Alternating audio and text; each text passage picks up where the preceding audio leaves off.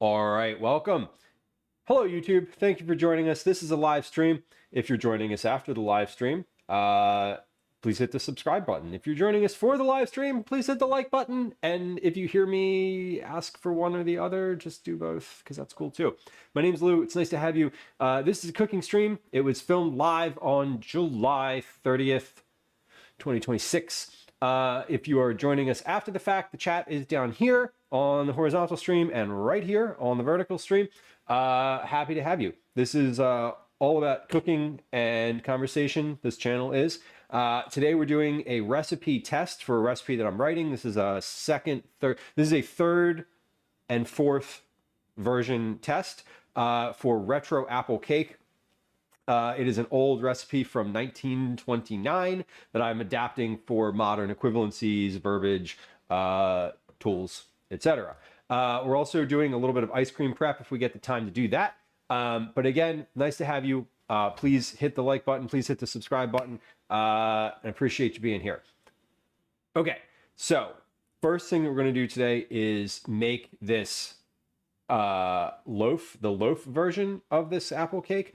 I'm also today going to test whether or not I need parchment paper in the bottom of my pan, because yesterday I did two different tests for this. You can catch those on the previous broadcast, which is available on all platforms. The tests that I did yesterday, one had parchment paper on the bottom, one had one was for muffin cups. So that is all very lined. So today, when we do our two different tests, we're going to test without a pan liner and see if things work out that way as well. Because if they do, it makes it easier. I don't have to include the step about lining the pan, right? Dan, welcome in. Dan, that is 500 chat messages. That's a Cookie Club entry. Congratulations. Today is also, by the way, for anyone who's keeping track, today is the last day to get Cookie Club entries for our for the month of July. Command cookies if you're like, what are you talking about? The Cookie Club entry last day, like I said, is today. So keep that in mind, I guess, if that's a thing that you are concerned about. Let's see. Do I have on my Stream Deck here the ability to turn on the cookie stuff? I do. Cookie graphic. Nope. Never mind. Stream Deck says no. All right, it's fine. Guy doing things. Welcome in. We are making cake today. We're making cake, or as Rihanna put it, cake. I don't know if that was the right number of cakes, but like, apologies to Rihanna, who will remain unaware of my existence for her entire life. Maybe, but maybe. Anyway, we're going to butter both of these pans as I'm getting started here at the same time, because I am going to be using both of these pans. And, you know what the old bakery adage, right? Butter twice, cut once or something? No. That's carpentry. Never mind. Oh, Tardis, I'm glad. One of my favorite things about Cookie Club is writing the little cards that go along with it. For those of y'all who are not familiar or haven't gotten a Cookie Club package from me before, I do love writing a little card and a little note. I try to personalize them. Sometimes I say similar stuff in each card, but usually if you are a Cookie Club winner, we have a passable familiarity. You know what I mean? And so I usually sort of I try to personalize them in some capacity, but it's funny because the cards every month have very variable quality of handwriting because I don't sit at like a desk and write them. For example, the cards from last month I wrote at Calvin's swim practice, like on a magazine while he was swimming, and so the handwriting on those is not great. The ones that I sit and write at karate class are also not great. The ones that I sit and write at the counter have good handwriting. So if you've gotten multiple Cookie Club boxes from me, you may notice the handwriting is incredibly different from month to month. And that has nothing to do with me as a human, but everything to do with my location when I'm doing the writing. Softy, welcome in. Welcome. That's so cute that they're taped up. I love that. I have a thing in my office room, bedroom. It's like it's a back bedroom. I say office room as if I do office work, but I have my desk there. I have a monitor. Like when I sit down to like do computer stuff or like have online virtual meetings, sounds so fucking old. When I do that kind of thing, I have a room there, but it has like a big cork board in it that I have all sorts of stuff taped up there. It's like all personal stuff, notes, things like that. I love it. Do y'all have like cork boards, whiteboards? Like, do you collect and display ephemera in any capacity? Is that a thing that y'all do? Gwen calls me a hoarder. I like to think I'm just nostalgic. And I think we can have both of those things. I do. I have had like a corkboard thing all of my life. When I was a kid, I had in my bedroom, two of the walls of my bedroom were covered in cork. And I quite literally had like just magazines. Like I had cutouts and I had everything taped there. Everything taped on my wall. It was a lot. Oh my God. Morbid Bunny, welcome in. I had stuff taped on the wall that had like double and triple meanings to me too. That if you looked at it for you would be like, what does that mean? But I knew. Very funny. Haven't thought about that since I was younger. Anyway, we're making this recipe. Where is my recipe? There it is. Okay. So this is a mostly complete version of this recipe. I say mostly complete because I still have like notes and other stuff that I want to make on here. But I rewrote. I didn't rewrite. I refined. That's what I'm looking for. Why will this pen not go in the hat? There it goes. Okay. We're going to get this pen out again in 15 seconds. I'm going to get this pen out again before no, I'm not. No, I'm not. I just reached for it to make an example. Stop touching. Okay. Ingredients. Do we have all of our ingredients out? Flour, baking soda, salt, kosher. Specifically kosher salt. Nutmeg, cinnamon, and cloves. I'm going to try today's version with ginger, coriander, and allspice. So I'm trying it with different spices just to like get a different blend. But basically this recipe says a 1/4 teaspoon of each spice you want to use. And in the notes of this, it says, here's a bunch of stuff you could do. Nutmeg, cinnamon, cloves, ginger, coriander, allspice, pumpkin pie spice, apple pie spice, allspice. Obviously, I think I just said allspice. You could really put whatever you want in here. It's not, whatever. The spices don't change the texture of the thing at all. You could, just like a 1/4 cup of whatever flavors you want. And then you mix all that together. 1 cup of granulated sugar, 6 tablespoons of salted butter, Whoa. Oh, wait, I forgot. 3/4 cup of raisins. So yesterday we used a cup of raisins. I thought it was too much. I asked Calvin for feedback this morning on the cake, and he was like, it was good, but there were too many raisins. And I was like, heard. So we're dropping that from a cup to 3/4 cup. Then we mix all of the dries together, then the raisins. Then we cream together the sugar and the butter. We add a cup and a half of sweetened applesauce. And then we mix all that and top that with some chunky sugar. I'm going to use this sugar today, the white sparkling sugar sprinkles. And then you bake it. So super easy, right? TARDIS, would omitting the raisins altogether muck up the recipe? No, it would not.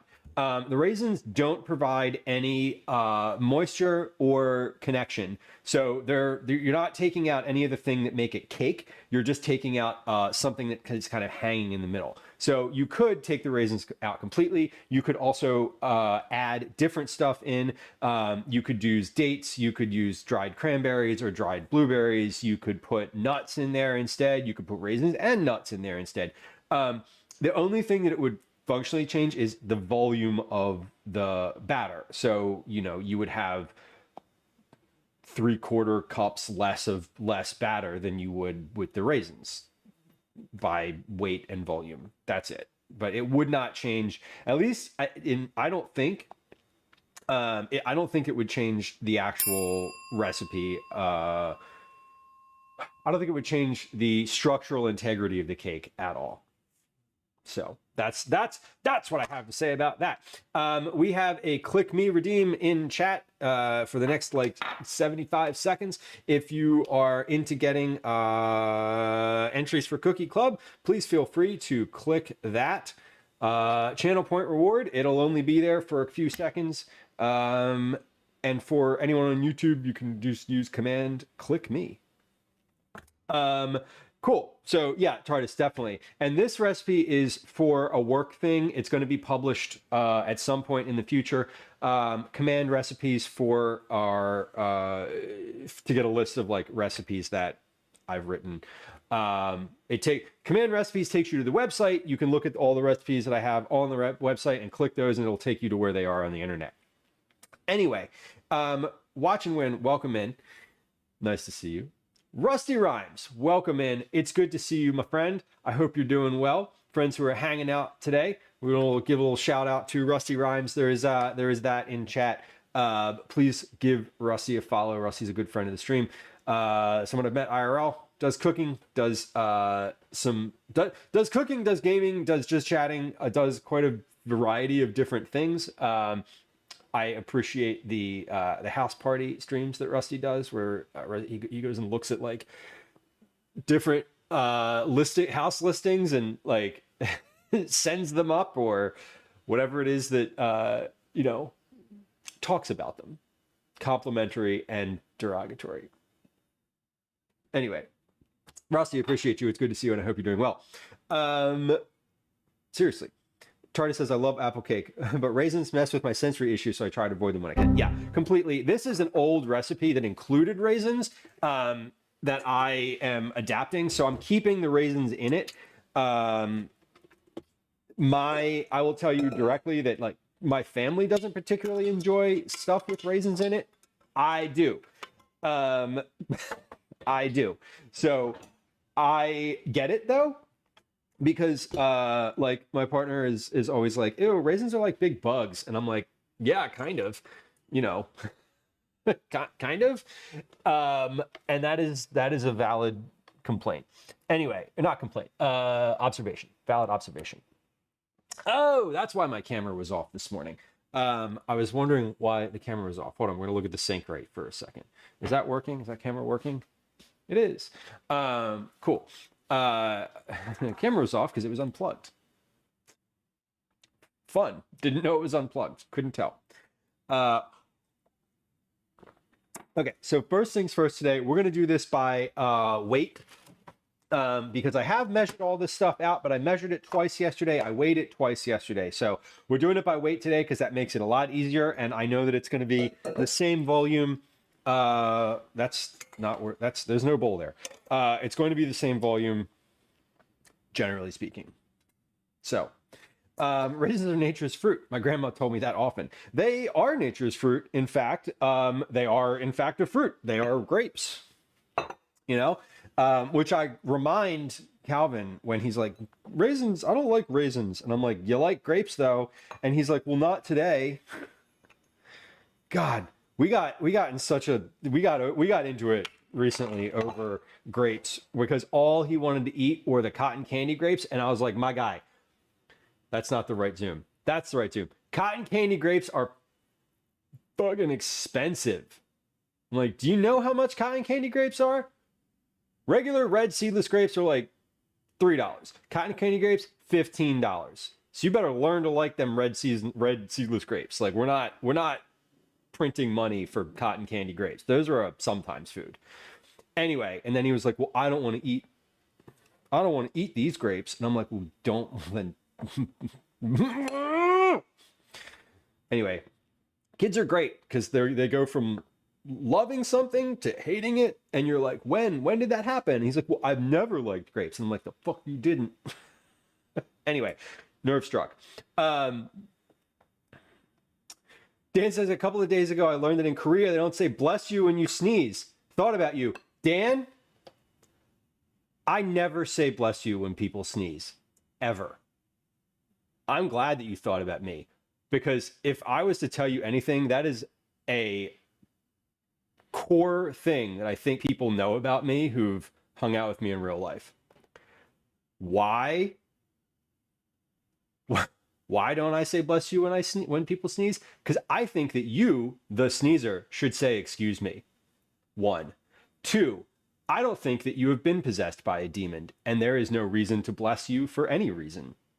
3, I don't really do blessings in general, because that requires a faith, which is not my vibe. And I don't want to get into that because no judgment on what folks are and are not. But I'm also like, meh, we're good. I don't need to say bless you. Why don't you excuse yourself for making all the fucking noise? So that's where I'm at. Candy, not fruit. They are nature's moon dies. They are both nature's candy and nature's fruit. Diana, welcome in. Good to see you. Rusty, thank you for the gift sub to Diana. We just raided over to Diana's stream. I hope things finished up for you well yesterday, Diana. I'm glad I was lurking for a little while, and then I had to... What did I do? Oh, I was lurking, and then I was feeding everyone dinner. I was like, what was I doing? I was like, oh, my family came home, and we're like, we're hungry. Let's eat. So I fed them dinner, but I was looking for a while. I appreciate you. I'm glad it was good to hang out. Long day yesterday. I hope today is a little easier. Rusty, thank you for the gift sub to Diana. I appreciate it. And I hope they appreciate it. We're going to measure out second 2 cups of flour because what we're going to do today is batch process. Because I'm making this twice and I'm making it the same both times. I'm just changing the format of where it's going, whether it's going in a pan or what kind of pan, a square or a loaf pan. So we're just going to do this. We're going to measure twice here, and then we're going to put the flour away for the day. And that's going to be fun because yesterday we measured twice and baked twice. And today we're choosing efficiency. Rusty, right? I was like, what the fuck with the grapes? My guy, you have loved grapes for your whole life. And you chose violence today. Of all the days. Of all the days. I was like, the day that we ran out of cotton candy grapes, and I chose to buy the regular grapes instead. I was like, can we please take a pause for my sanity? And it was fine. It genuinely was fine. Okay, so speaking of pauses, we're going to take a pause here because I'm going to measure. We got 1 teaspoon of baking soda. Confirming this is a teaspoon. This is a teaspoon. All right. This is also a teaspoon. So we're doing a teaspoon of baking soda. Let me put that away. Then we do a 1/4 teaspoon. We're doing a full 1/4 teaspoon of salt today. Yesterday, I did an eighth of a teaspoon of salt, and one of my notes was that it wasn't salty enough. So we're doing a better job today. Love your logic. I know it's, but I see. Here's the thing. I thought about it, and I have thought about that, about the sneezing thing, quite a bit. And my partner was like, "You're rude. You're just rude." She was like, "It's just common courtesy to like say bless you when someone sneezes." And I was like, "Why? Why? Why do we do that?" And she's like, "Well, it's courteous." And I was like, "Right, but like, think it through. Why do we say the words bless you?" Because a long time ago, someone decided that when you sneeze, a demon enters your body. Through when you sneeze, a literal demon enters your body. That's why we say it. I mean, I'm just like, correct me if I'm wrong. But I think that's where it comes from. And I don't functionally believe that that's true. You can have all the faith in the world that you want, but I don't feel like that happens. Maybe it's just because it sounds, some people when they sneeze, maybe it's because they sound like they're possessed. You ever heard someone sneeze and you're like, damn, are you okay? But yeah, that's really kind of the nature of it. Hold on. I'm going to keep these spices out on the counter so I can remember what spices I put in here. Yeah, society doesn't dictate my life. Don't tell me how to live. Shayna says, I broke a rib once sneezing. Damn, Shayna. Okay, that's impressive. That's a like, I would be like, are you okay? I definitely ask people, are you okay, after they sneeze like 17 times in a row. The lawnmower sneezes. I know, right? The people that confuse me are the ones that completely hold it in and it looks like their eyes are going to pop out of their head. And you're like, you could just turn that way. It would be totally okay if you just did that. We all do it. I can't. I've tried to hold in a sneeze before. I cannot do it. I'm very self-conscious though. I'm not self-conscious of like how I sneeze. I'm conscious of like what other people might perceive of someone who is sneezing. And so I'm usually like, I'll put I'll do this and then I'll do that. And I'll be like, just like, I gotta like completely cover everything up. You know what I mean? Cause I don't want to be that guy who's like sneezing out loud. Into a medium bowl, sift together the flour, baking soda, salt, and spices. Got it. Okay, so we're gonna sift those. I'm gonna sift all these. Lady Lyra, welcome in.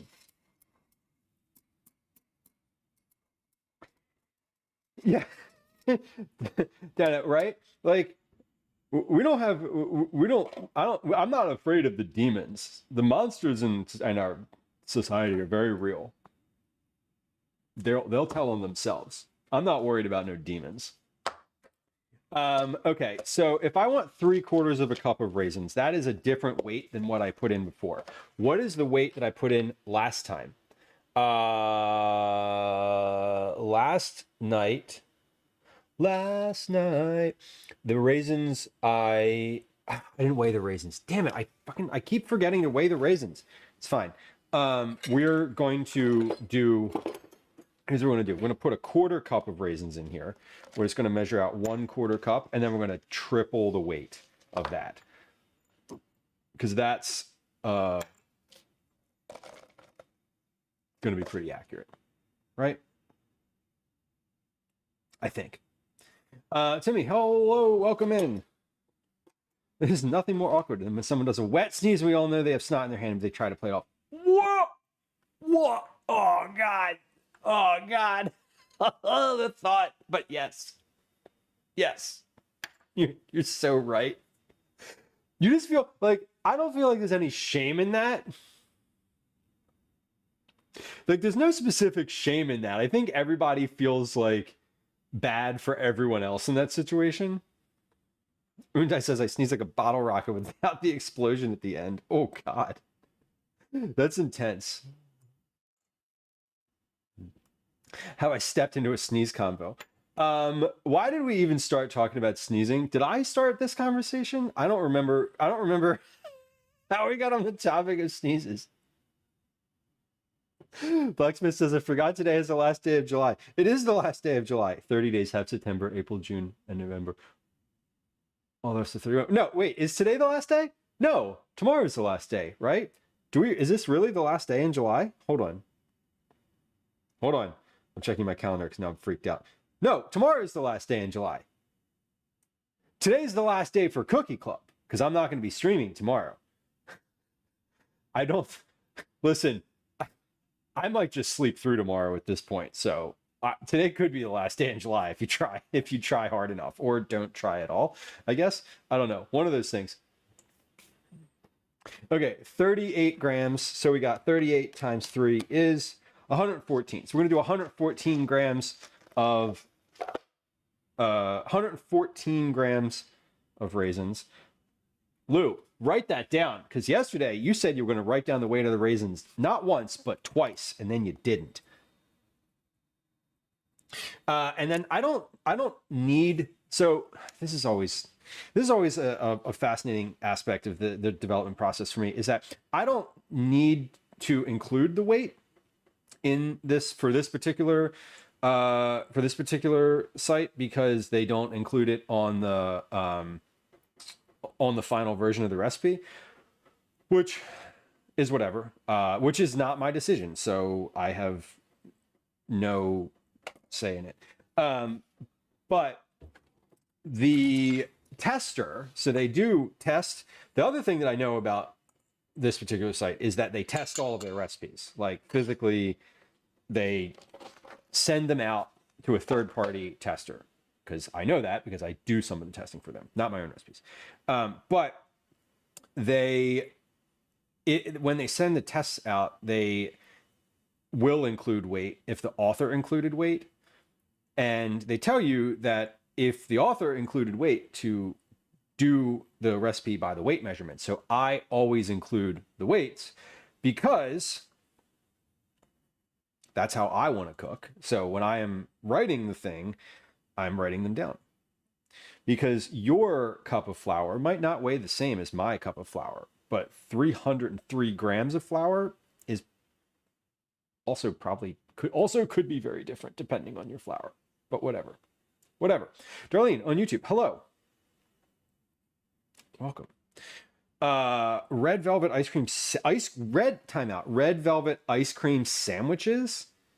Like, yeah, I'm in. That sounds good. I would eat those. I would definitely eat red velvet ice cream sandwiches. I was just about to ask to clarify, is it the cookie or the ice cream that's red velvet? What ice cream was it? Is it vanilla? I'm assuming it's vanilla. 1 gram is a massive range depending on the context. Oh, I know. I'm aware. It is. In baking, a gram difference of flour, not so much. In other baking, a gram difference of flour, definitely a difference.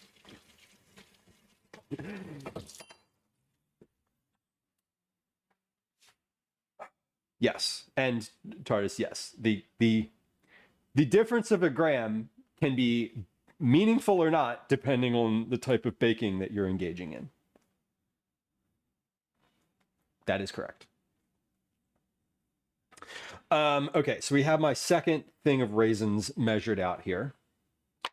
So I'm finished with my raisins, and I actually didn't need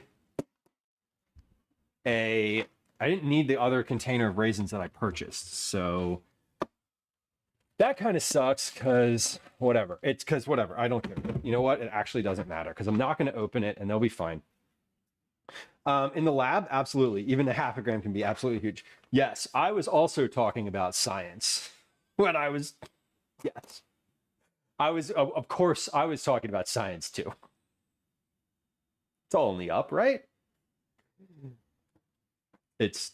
I was not talking about science. I was talking about drugs. Anyway, it's fine.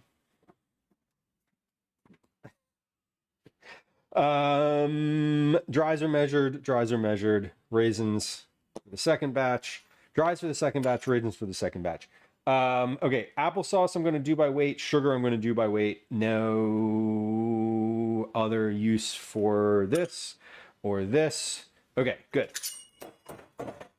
Now that's the type of baking I'm familiar with. Yes. Yes, same. Although oh man. It's been over a year, y'all. I have been sober, very sober, for over a year now. And it's wild to me. I didn't think that I would be in this place, but I am. Don't I look like a straight I do not look like I should be sober. And yet here we are. And yet, all right, I'm going to sip this flour later. So we'll get to that in a few minutes. Next, we mix the dry ingredients. Then we're going to mix the wet ingredients. Today, we're going to use a stand mixer. The versions that we did yesterday, we used a hand mixer, which is different, obviously different. So we're trying it today with a stand mixer just to see what the difference is. Moon dies, bup love. I think that heart is my most used emote. I use that I use either that heart or the Rusty Rhymes heart in like anytime I'm chatting and I put like a heart in chat, it's one of those two. They're like two of my more used heart emotes because I don't actually have a heart emote on my own channel. Otherwise, I would use that. Tarda says, I used to work with volumes of 0.3 letter L. So even 5 milliliter feels like a lot. 0.5 milliliters. I deal microliters. Okay. I deal the smallest. I have a scale that does down to the 10th of a gram, 100th of a gram. And I occasionally will measure out things that are 0.1 grams. But that's about it for me. I think you had to be watching. If you weren't watching and you missed it, it's okay. We're going to cream together some butter and sugar. We have 6 tablespoons of butter, 6 tablespoons of salted butter. I have that out on the counter. It's been out for an hour. It's not as soft as yesterday's butter, but it's soft enough. So, hold on. Did someone just knock on my door? No, I'm waiting for a package, by the way. I'm just like, FYI. I said this at the beginning of stream, but I am waiting for a new ice cream maker to arrive because the old one got ruined in the flood. And I need an ice cream maker this weekend. So I'm listening for like trucks outside as if I'm a child about to like go over to the window and be like, a truck. Because that's literally what I'm about to do. Anyway, Sarah, hello. Sarah asked why there was mushroom rain on the screen while we were talking about the 0.1 gram measurements. Because that's a good amount. Generally speaking, for just better mood. Your mileage may vary. That's yes. That's why. So I said I was sober, but maybe we take a pause on that and put that into context. Anyway, Anyway, Diana, right? Yeah, I'm a big fan. I'm a big fan. We're gonna measure the sugar though. We're gonna measure the sugar. Face pressed against the window, right? Yeah, it's like I'm waiting. There's a truck coming. There really is though. I hope it should be. 230 grams of sugar. All right, so we're gonna measure 230 grams of sugar. And I am also going to measure 230 grams of sugar into a small container in just a moment here, because efficiency. Okay. Moon dies. We'll see in a few minutes. A standard lab scale TARDIS. Yes, I bought it on the internet. 0.1 milligrams. Yeah, it's turned into a yellow Dalmatian. I mean, that's a story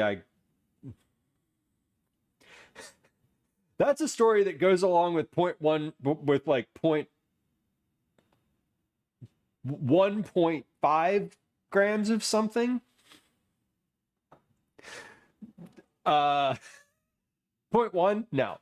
1.5? Yellow Dalmatians everywhere. Wait, speaking of sugar, I need to measure out this. I said I was going to measure out.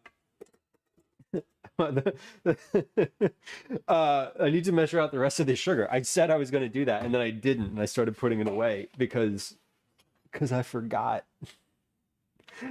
A truck. I know. It's like, hold on. What is the sugar? 230 grams. You know, little kids get excited about trucks and stuff. Like I do too. Y'all, I can see. So from my front window just looks out onto the street, right? And when the trash truck comes by, I get onto the counter and I'm literally like, I'm like looking for the trash truck. And I'm watching it. Y'all, it's so fun. Like, do y'all love the trash truck? I do. Clearly. I clearly enjoy watching the trash get, and it feels like a special bonus when the trash truck comes in, and like they do the ka-chunk thing right in front of my house, and I'm just like, yes! It's like I win. It's like I won some sort of prize. It's honestly, trash comes twice a week here, and it's great. I never. It's very rare that like I forget to put the trash out because I'm like, I get excited when the truck comes by. Try this. I definitely want to hear the Yellow Dalmatian story, please. The garbage man can. I do. I remember the song. I don't remember the nuance of the episode. But that was like, wasn't it like the Candy Man can? I thought it was something having to do with candy. Probably both. We're putting the sugar away. I'm trying to be efficient and put my ingredients away as I'm using them because I don't have what happens is if I don't and I get to the end of the stream, I got stuff all over the place. And I'm like, damn it, it's so awful. Oh god damn it, I just put the sugar away that I'm literally about to use. No, I'm not. I'm using different sugar today. Luke, get your shit together. Get it together. Can't say I've never pushed the button, right? Well, welcome. There's no permanent harm from pushing the button, by the way. Someone asked recently if there was ever going to be a, like, you know, push the button and get banned from stream. And I was like, no, because I won't know how to unban somebody. So if there was, I've never unbanned anybody. Like, sorry, I am not forgiving in that kind of way. Seriously, though. But I was like, I wouldn't know how. I literally wouldn't know how to unban somebody if I wanted to, which I don't. If you're banned, you're not watching. Excuse me, Daddy? You're not sorry. watching this. Daddy? Sorry. Daddy? Sorry. Daddy? Sorry. Daddy? Sorry. Daddy? Sorry. I'm sorry. Daddy, bye. Whoever knows how long that sound goes on for. That sound has been on the stream for years at this point, and every time it plays, I think that I know when it's going to end, and I'm wrong. and I don't hate it. Don't worry. I know what I'm doing. I have no freaking idea what I'm doing. I don't hate it, but it is a thing. You're right. Okay, so we're gonna get to the mixing here. I'm gonna try something. So yesterday we need to mix this for 3 minutes. Pause. Where's my timer? Timer's over here. Yesterday I tried to do the like clips during the mixing because it's loud and like it makes noise. And it didn't work. So we're gonna try it again because I think I fixed it. So for the next 3 minutes, there's gonna be a big screen with clips on it. And then I'm gonna be, oh, that's 30 minutes. We can't have that. We're gonna play clips like here, all in this area, and then I'm gonna be down in like this area. This part will be me live, right here, and then the rest of it will be clips. If everything works out, let's try it. Loading. Come on, you can do it, little clips player. Son of a bitch. It's not gonna work. Is it really not gonna work? It worked this morning. It worked 5 seconds before stream started. I tested it. It worked during the beginning of stream.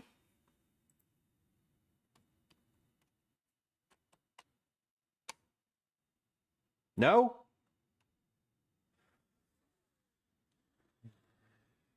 Y'all, I hate technology. I hate technology. Why? Why?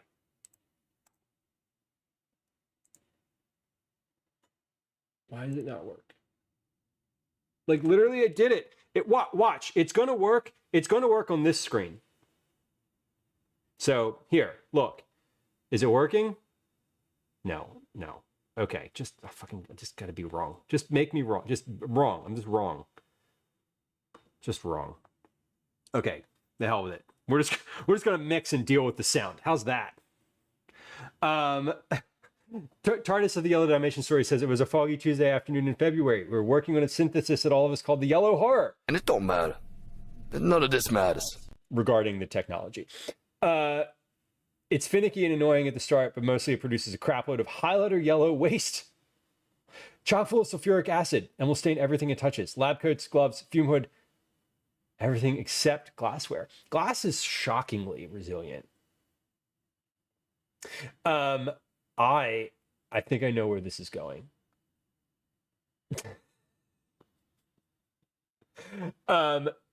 Oh my God. One of my friends is a chemical engineer at TARDIS. And every time he talks to me about things that are like the way that it goes from me understanding to me feeling like an absolute child in seconds when he talks about anything is like, all right, I get it. And then I have zero idea what you're talking about. There's no like gradual decline in understanding. All right. We're going to mix this. I'm going to set my timer for 3 minutes. Go and go. So the clip screen doesn't work. I need to like, it literally worked before stream. I know what's happening. It's not loading certain clips.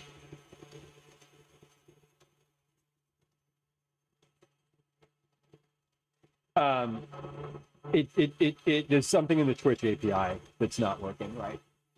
It's not me. I blame Twitch. Always blame Twitch. ABT.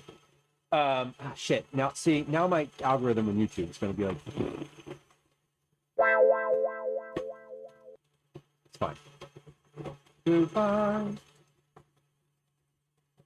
Okay, so I'm trying to mix this for I think the stand mixer will take less time to get to the same place. I think I'm right about where I was yesterday right now. After 5 minutes of mixing with the hand mixer and 1.5 minutes of mixing with the stand mixer. Okay. So I'm still going to mix this for 2 minutes because I would like to see what happens when you aerate it like a little bit more.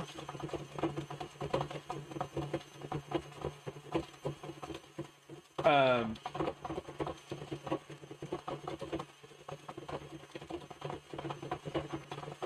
I don't know if I don't know if the balance of butter and sugar is going to be enough to really get to that, like, the same place as like a shortbread cookie kind of ratio. The ratio is not the same. So I'm not expecting this to cream up like a cookie. I just want this to be like well incorporated.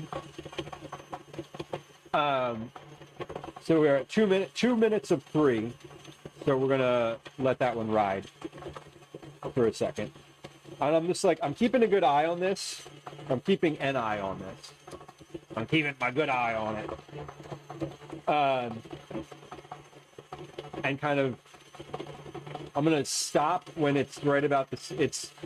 I was gonna say I'm gonna stop when it's right about the same place that it was yesterday, consistency-wise. But it's gonna be there. It's 20 seconds left in 3 minutes, and it's gonna be there.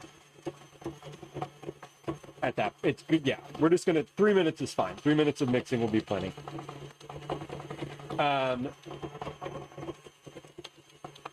Yeah, 3 minutes of mixing will be plenty. Great.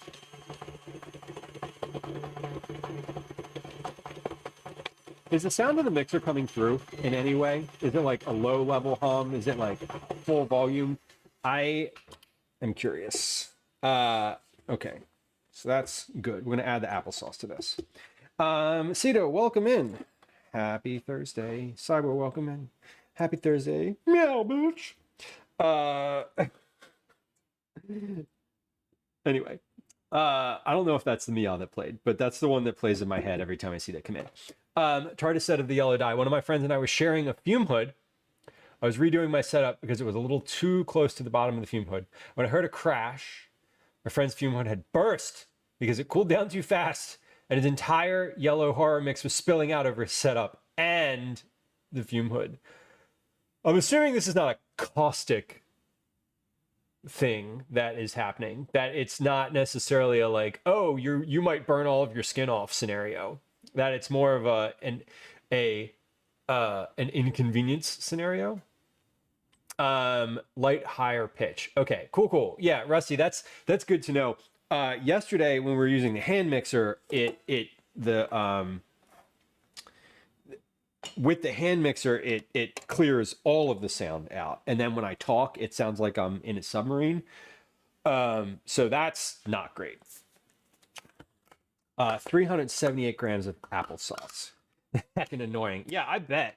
And I'm assuming that's just a like just throw it out situation. There's no like, you're not shouting it out, you're throwing it out in that scenario.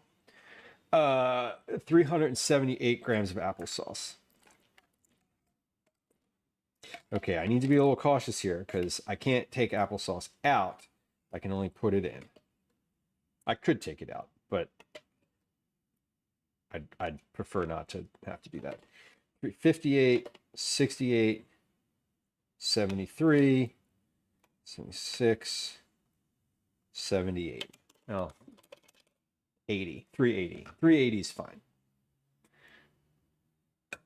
There we go. We got it. Okay. Let's put this spoon. Where can I put this spoon? Hold on. I don't have a separate little storage spot on my counter. I've only got stuff that's full. Okay. Scraping the bowl with the spatula if needed, if ingredients get stuck around the top, until well combined and lighter in color. This will be 3 minutes for a stand mixer and about 5 minutes for a hand mixer. Done. With the mixer on low, add the applesauce and mix for 30 seconds until no streaks remain.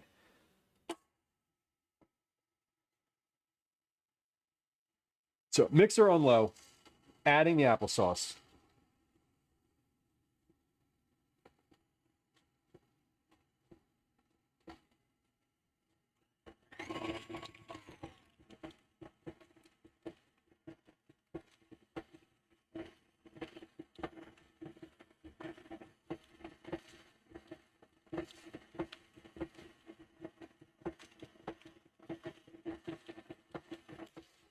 Okay, that was 30 seconds. I'm going to scrape the bowl, and I'm going to say that I actually probably want to mix this just a little bit more, maybe. Well, it looks about the same as yesterday. I just want to make sure, my goal in all of this is to make sure that everything that my process here looks the same, and that the things look the same with the stand mixer regarding timing.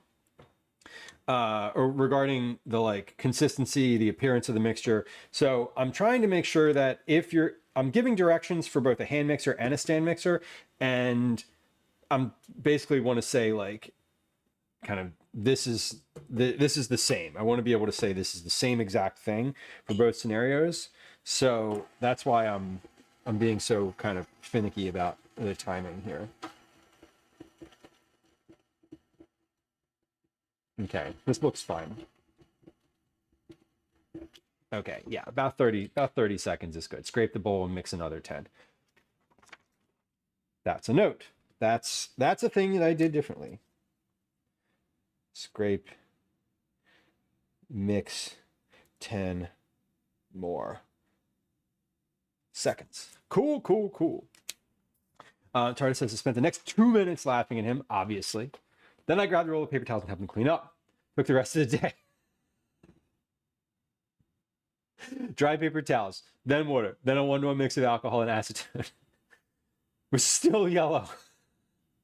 Nail polish remover, basically. Oh my God. It's still yellow. That's a great dye. Do they use this in industrial purposes for any type of dye? That feels like the type of thing that would go great in, you know how in the movies and like probably in real life, when they have the like packs of, you know, someone's like stealing and they open up the bag of money and like a thing shoots out because it's like, you know, bugged or whatever. It feels like that's the type of dye that should be in there. Because it's like, oh yeah, you never washing that off. Guess what? Guess what? Years later, you're still going to be yellow across your entire torso. With the mixer still on low, slowly add the dry ingredients and mix until well combined and no dry spots remain. Okay, cool. So we're going to leave this on low. We're going to slowly add the dry ingredients here as per the directions.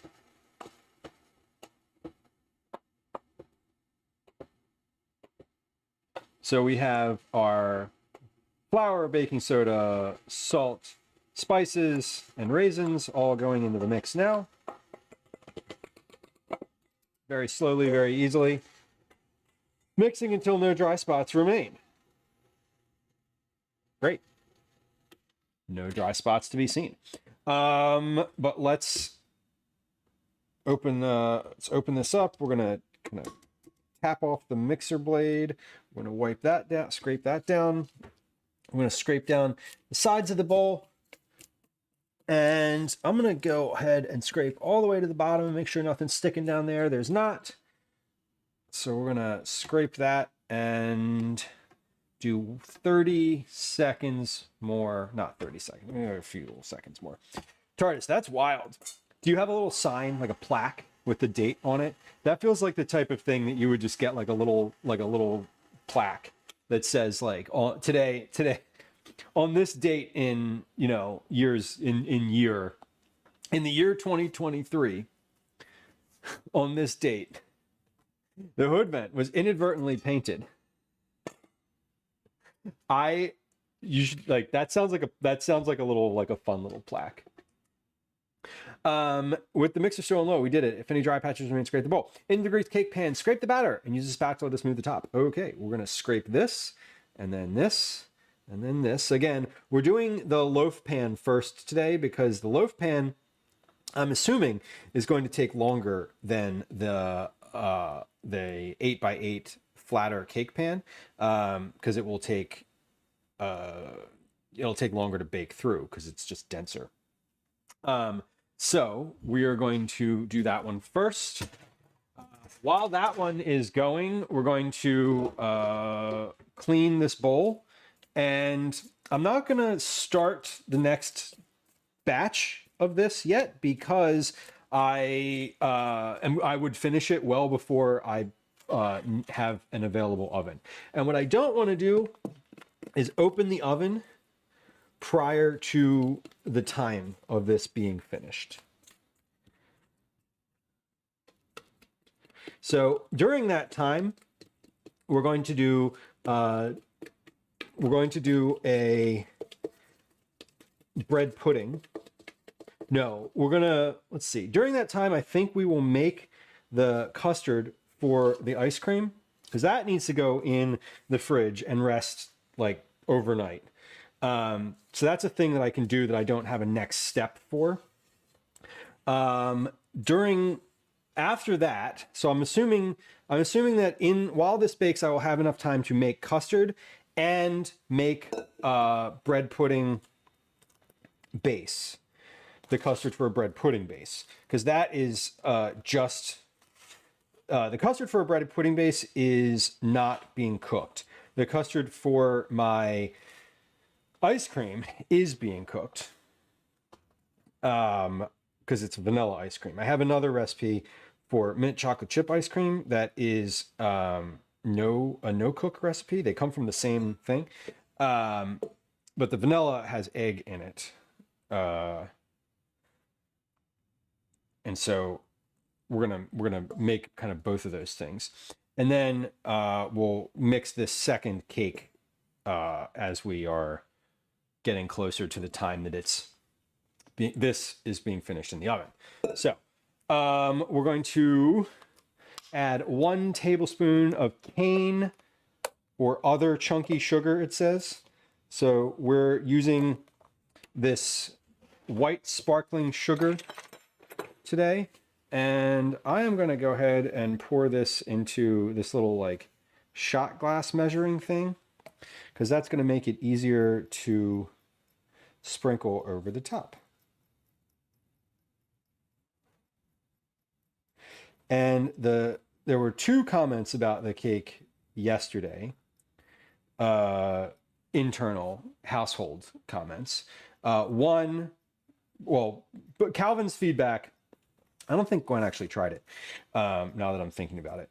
But Calvin's feedback was it needs more sugar on the top, and there were too many raisins. So more sugar, less raisins. And then I added, I doubled the salt from the original recipe that I was using, because I didn't find it to be quite salty enough. I think it was fine, but I feel like a little more salt would have been better. So we're just trying it a different way. Okay, this is the cake number 1. This is a loaf style cake going into the oven. It's what's in here?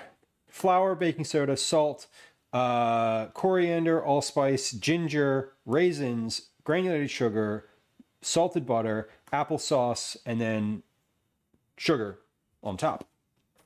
We're popping this into a 380-degree oven right now, and I am going to set my timer for,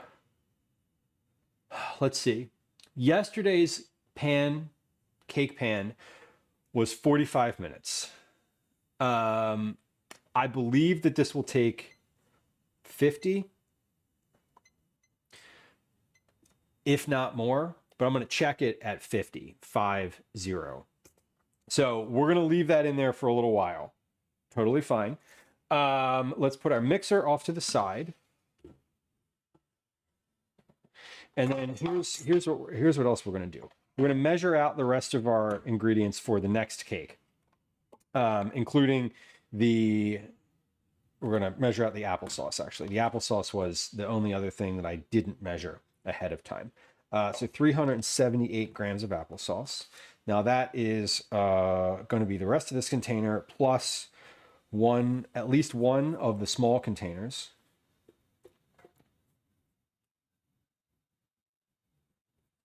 So I got the small containers. I'm glad I did, because instead of needing to open a second Oh, hold on. Pause. Oh, no, I don't want to use that. I have applesauce in the fridge. It's already opened, but it's no sugar added.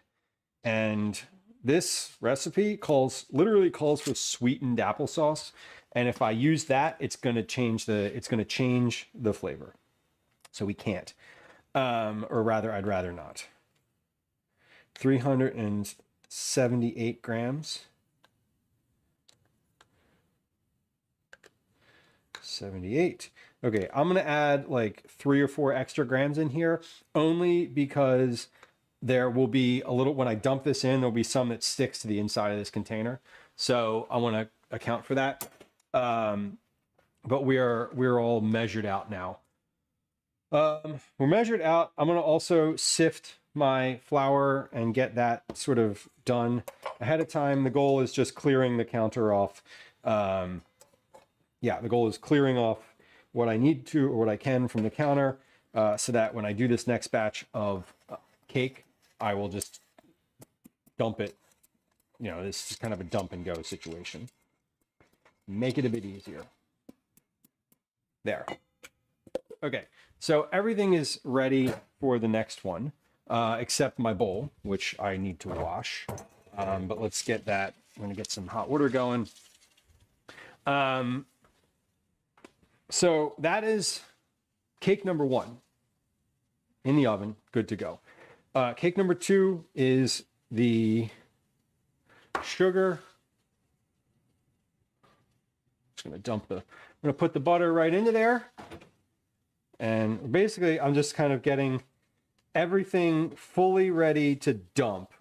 Just dump and mix and move as quick as possible for the next one, because then,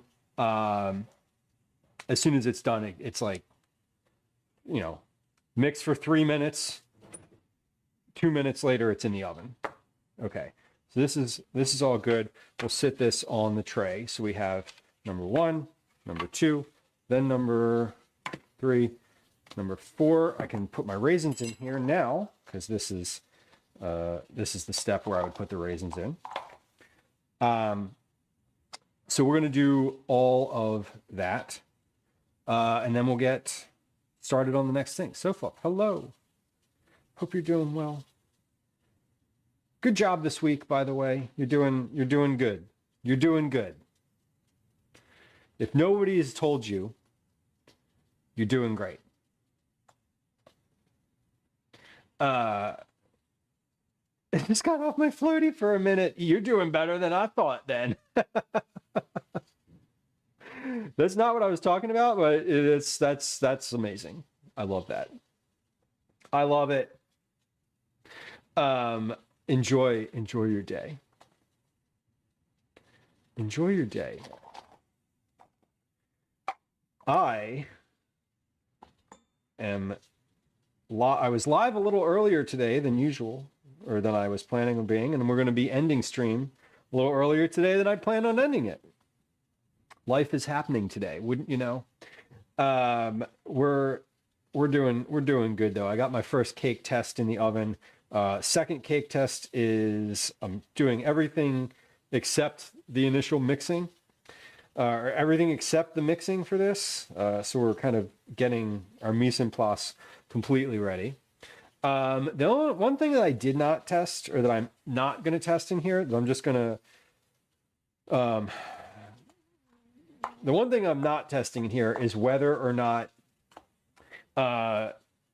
what this looks like in a 9x13 pan. Why did I not put all of my raisins in there? I just left half of them in the container.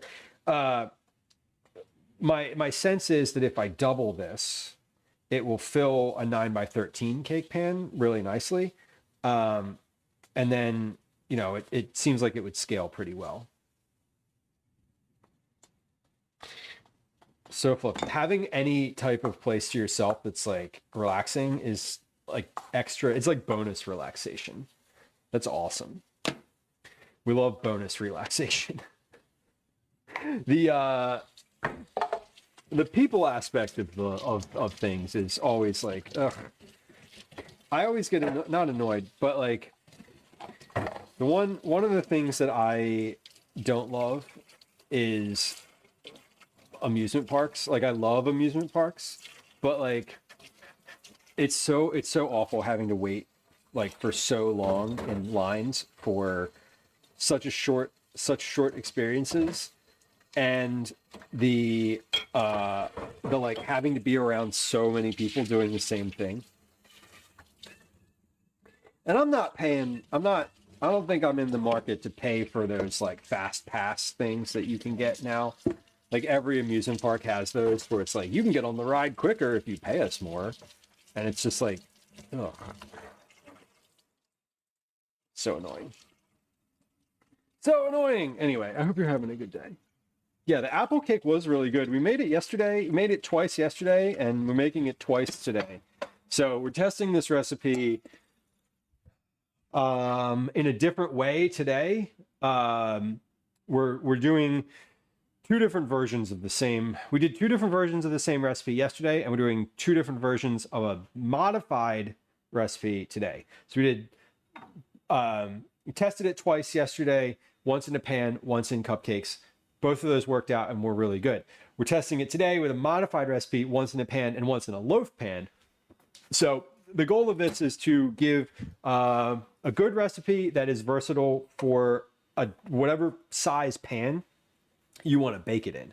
That's the goal. And I want to be able to give some timing for like, okay, in an 8x8, you bake for 45 minutes. In a muffin tin, you bake for 30 minutes. In a loaf pan, we'll see. Talk to me in 42 minutes when I take it out of the oven and test it.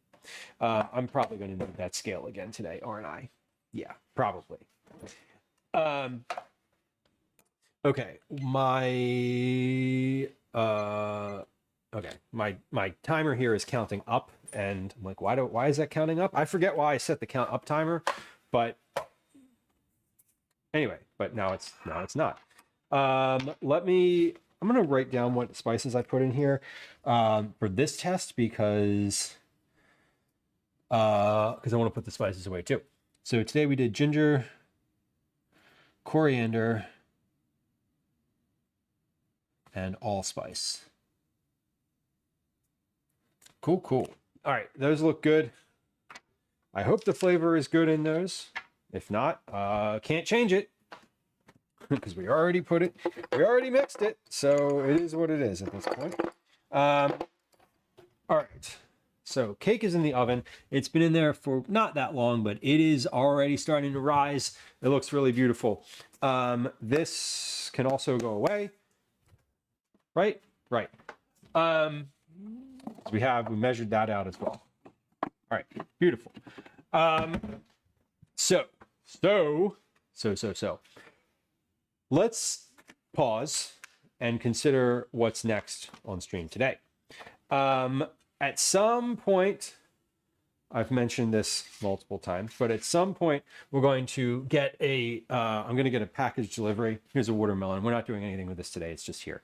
I could cut this up actually. That's like backup plan is if I finish everything I planned on doing on stream, we can always cut a watermelon. We're not going to do that today. I don't think it's ripe yet. That's why. So at some point today, I'm going to get a delivery and we're going to pause for like a moment to get, to bring that in and, start the process of curing this new ice cream maker that I have, because it needs to be soaked. It's a wooden bucket without a liner, which gives me some concern, but it needs to be soaked for like a couple hours before it can be used so that the wood swells. So ice cream bucket treatment is on hold because we literally don't have it yet. It's being delivered. Cake number 1 is in the loaf pan with the stand mixer and is good to go. Cake number 2 is prepped and ready to put in the oven when we are ready for it to go in the oven, about roughly 40 minutes from now. So we're going to hold on doing that. What I do want to do is here's what I think I want to do. I want to make the bread pudding right now because cake number 2 is ready to go in. all except for the mixing part, which is going to take roughly 5 minutes. The bread pudding bakes at 350 degrees. I think I can just slide it in there at 380 and it'll be totally fine. I'm not, you know what, I'll just pull it a little quicker. It's supposed to bake for 45 minutes, which is the same bake time as my cake, which is great. So we're gonna bake that. Ideally, we're gonna put the bread pudding and the second cake in at the same time. So let's set a timer here for, let's see, 38 minutes left on the timer. So let's set a timer for 28 minutes. So when this timer goes off, that means that I need to start making my second cake. Now, will that loaf be done in there yet? Who's to say? If it's not, it's not, and we'll just leave it in and we'll put everything else in a holding pattern. But what I'd like to do is get the bread pudding and the second cake in the oven at the same time. Open the oven once, close the oven once. That's the goal. From there, we will make the ice cream base. While the second cake and the bread pudding are cooking, we will do the heating and the making of the ice cream base. That is for tomorrow. I'm not making ice cream on stream today. So that is unfortunate, but true. I'm not making ice cream today. The reason we're doing all the ice cream stuff, though, the bucket, the base, all of that, is my son invited his friends over to make ice cream. So 2 days ago, he was like in his room on his iPad. Pause that thought. In chat right now is a channel point reward. The click me reward is live. If you want to get points towards a cookie club entry, you can click the channel point reward. If you do, I'm not going to like say anything about it. Just like, hey, if you're lurking, you can click the thing. The click me will be live for like the next 70 seconds. So if you're hearing me say this, go ahead and click it. And if you click it enough times, you get a channel point, you get a cookie club entry. All you got to do is it's super easy. Anyway, we're going to fill this glass pan here with cake from yesterday. I have this cake plus the muffins that I made. Now I know the muffins are what they are. Like it would be nice to just kind of keep all of them and make them nice and keep them as muffins, and it's fine. I'm going to chop this cake up and we're going to chop the muffins up too, because I don't really care and I really just want bread pudding. And we got more cake in the oven and more cake on the counter, and like cake, got all of it. We got a lot of it. We got too much of it. Honestly, there's too much of it. Y'all, yesterday we saw, who did we see on stream yesterday? Ash and Obi, right? So who were we missing? Meow. Yeah, beepy. Hi. Who were we missing yesterday that we didn't get to see? We didn't get to see Elsie yesterday, but here she is today. Elsie is living her best only cat life today. Elsie has been in the house by herself all day today. Elsie is I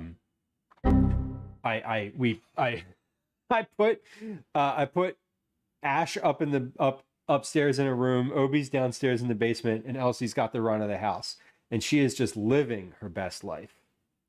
This is our little calico cat, and she is just performing. Oh, look at her on the overhead view. She's so funny. This is a pretty girl here. She's she does not want to be here. She does not want to be picked up. She's like, please put me down. Elsie's very soft and is such a cutie. LC stands for Little Calico. The letters LC, although her name is spelled E-L-S-I-E. She wants me to kiss her paw. Good girl. You are good. Yeah. Do you want to get down? You want to get down? She was trying to eat the butter on the counter. She can see it. She can see it. She wants it, but she cannot have it. But I guarantee you that within the next 45 seconds, she's going to be right back up. She's literally right there. Like as I'm saying it, she's back. as I am saying it, she's back on the counter trying to get the butter. This cat is the most relentless cat on earth. I have never met a more persistent cat than this one. She has never in her life, like, get off the counter. Okay, baby girl. Cat lady, she does want it. This cat has not given up. She is laser focused on two things. One, this pan, which is coated with butter. And two, this container, which has butter in it. And even now, she's looking at them. And if I put her down, I bet you if I put her down, I could hold my breath until she's back up on the counter. Should we try?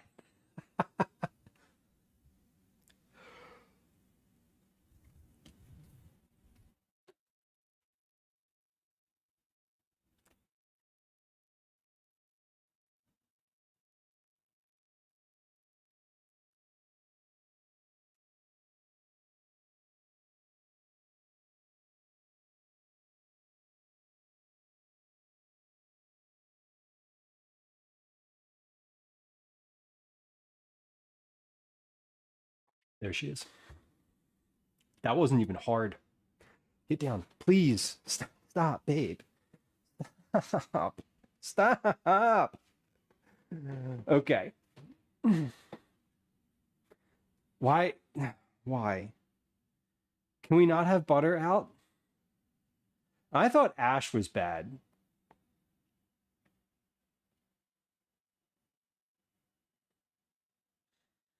I thought Ash was bad. Ash flies in and doesn't know what to do.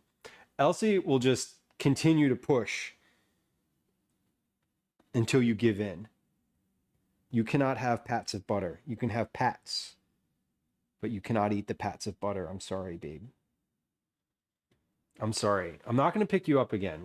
This is just how it is. Oh, God. I'm out of sticky thing on my. I'm out of sticky thing on my my roller. It's not even going to work. Damn it. It's fine. Elsie, I can't pick you up again until we get more lint rollers. Okay, that's good. Oh my God. I know. She just wants to eat the butter. She's coming back. She's coming back. I can't.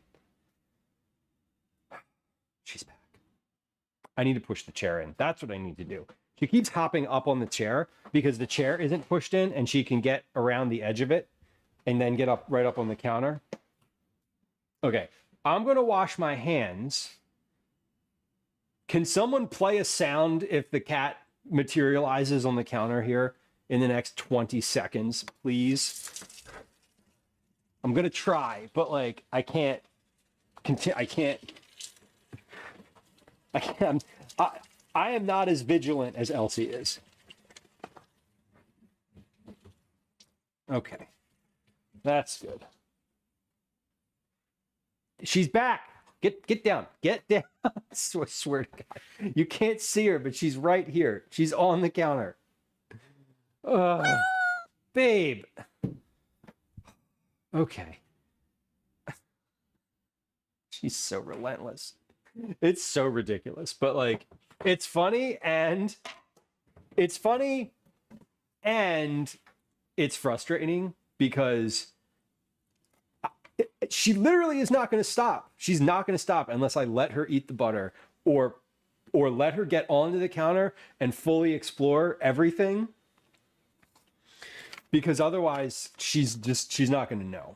I'm not going to do either one of those things. Gather all of the ingredients. Place bread pieces into an 8x8 baking dish. Drizzle melted butter over bread and sprinkle raisins over the top. We're not going to sprinkle the raisins on this because why? This calls for 2 tablespoons of butter melted. I'm doubling this recipe, so we're going to do 4 tablespoons of butter.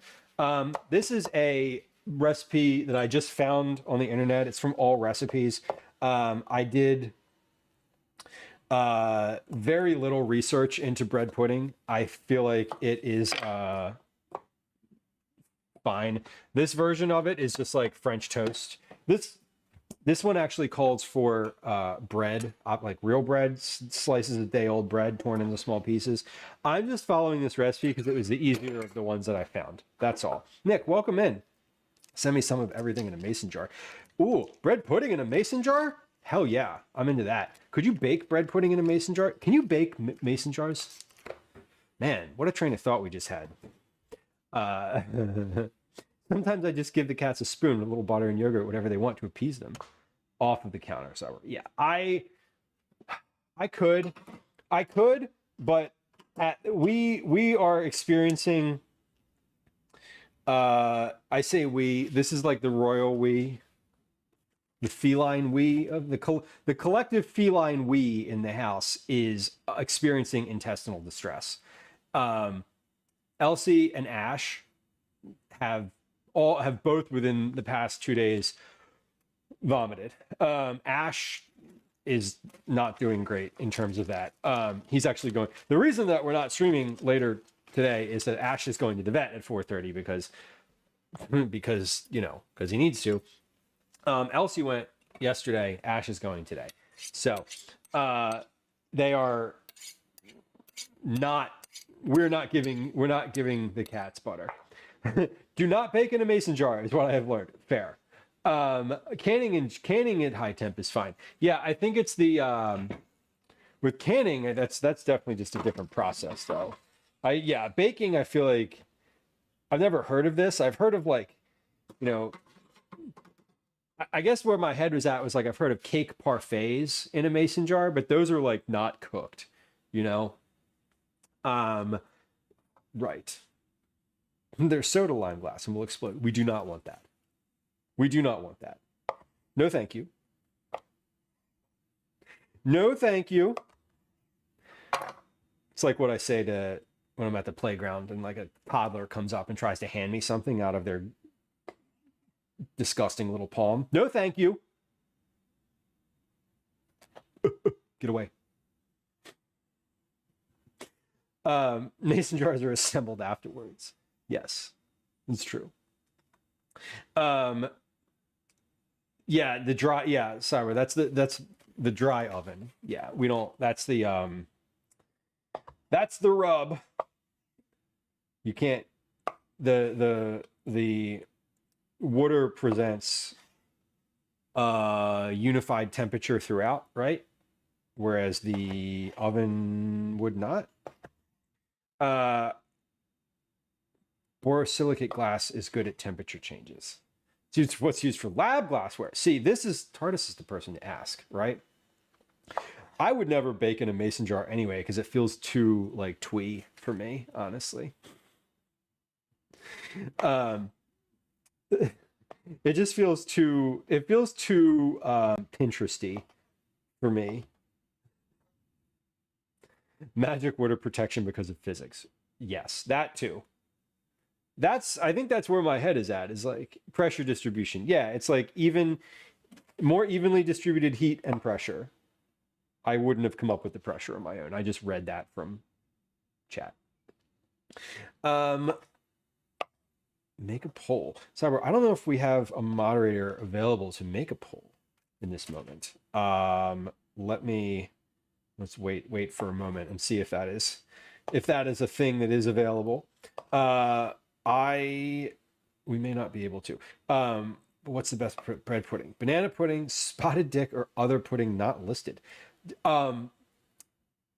Clarify for me the differences in those. Bread pudding, banana pudding. I can make a poll. I'm just chopping in this moment. So I can certainly do that. I'm capable. I have the capacity. I have the power to do it, if not the exact knowledge.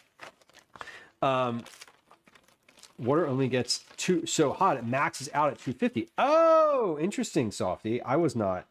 Yeah, I guess water can't. It just turns into gas. When it gets hotter than that, it turns into gas. Right. What needs clarifying? What is spotted dick? I have heard this term before, but I feel like I'm unfamiliar with what that is. This muffin baked too much. This one is done. There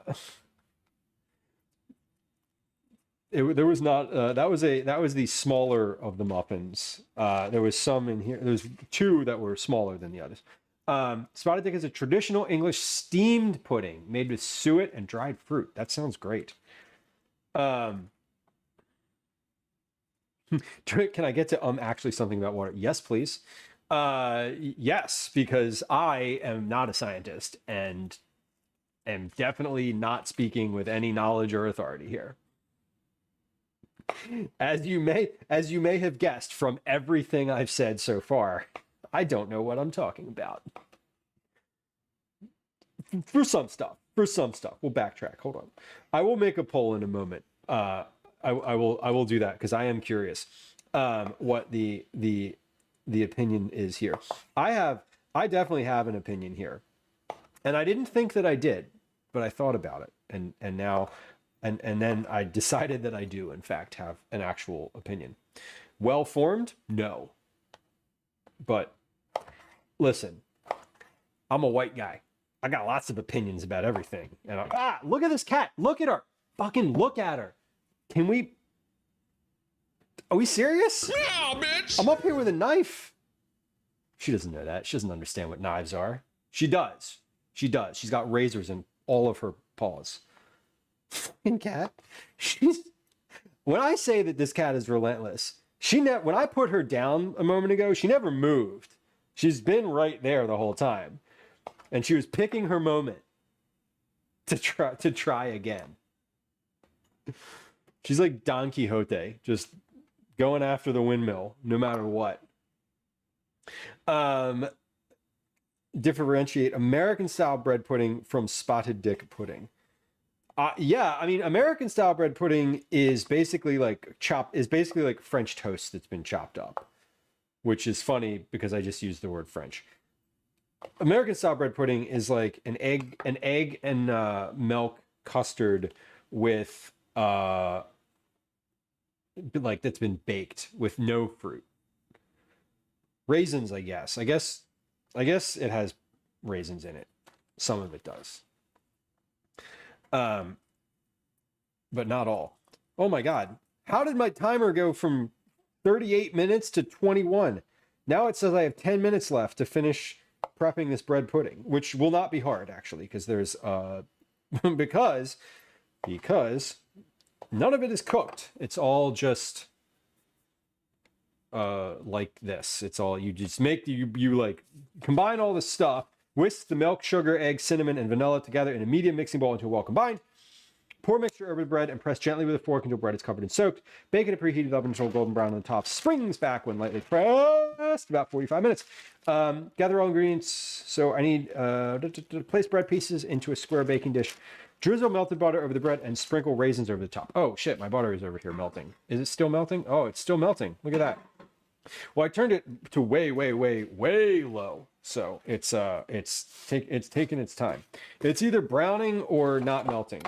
There's like no in between. But this looks good in terms of like volume of bread pudding. I'm making enough for me and everyone else, which is literally me and Calvin, because I don't know if Gwen likes bread pudding. I don't know that I've ever actually served bread pudding. Tarda says, it is possible and fairly easy to superheat water, as in having liquid water at more than 100 degrees Celsius at sea level. You basically have to have it in a very clean, very smooth container where the steam bubbles can't form, and then heat it. When you add salt or a spoon or something, it will boil very suddenly and violently and oftentimes boil over. It's actually pretty fun to do and a nice demonstration. So clean and smooth container. You're not heating it either, right? Or you're not covering it. I'm not reading that you're covering it in this. So basically, yeah, like when things boil. So what you're saying is if it's very smooth, those bubbles that like you see right before something starts to boil, like that kind of form all around the inside and the bottom of like your pot, don't form, and that is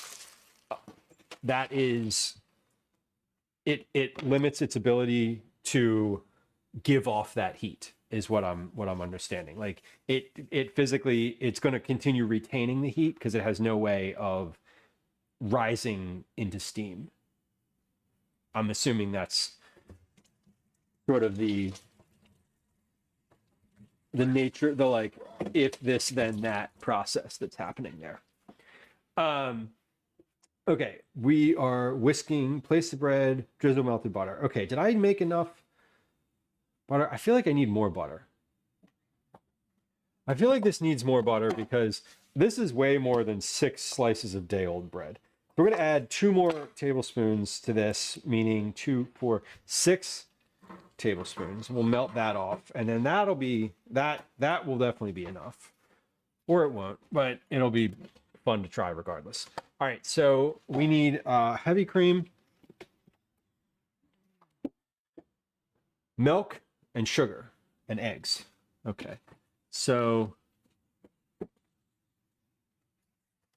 milk,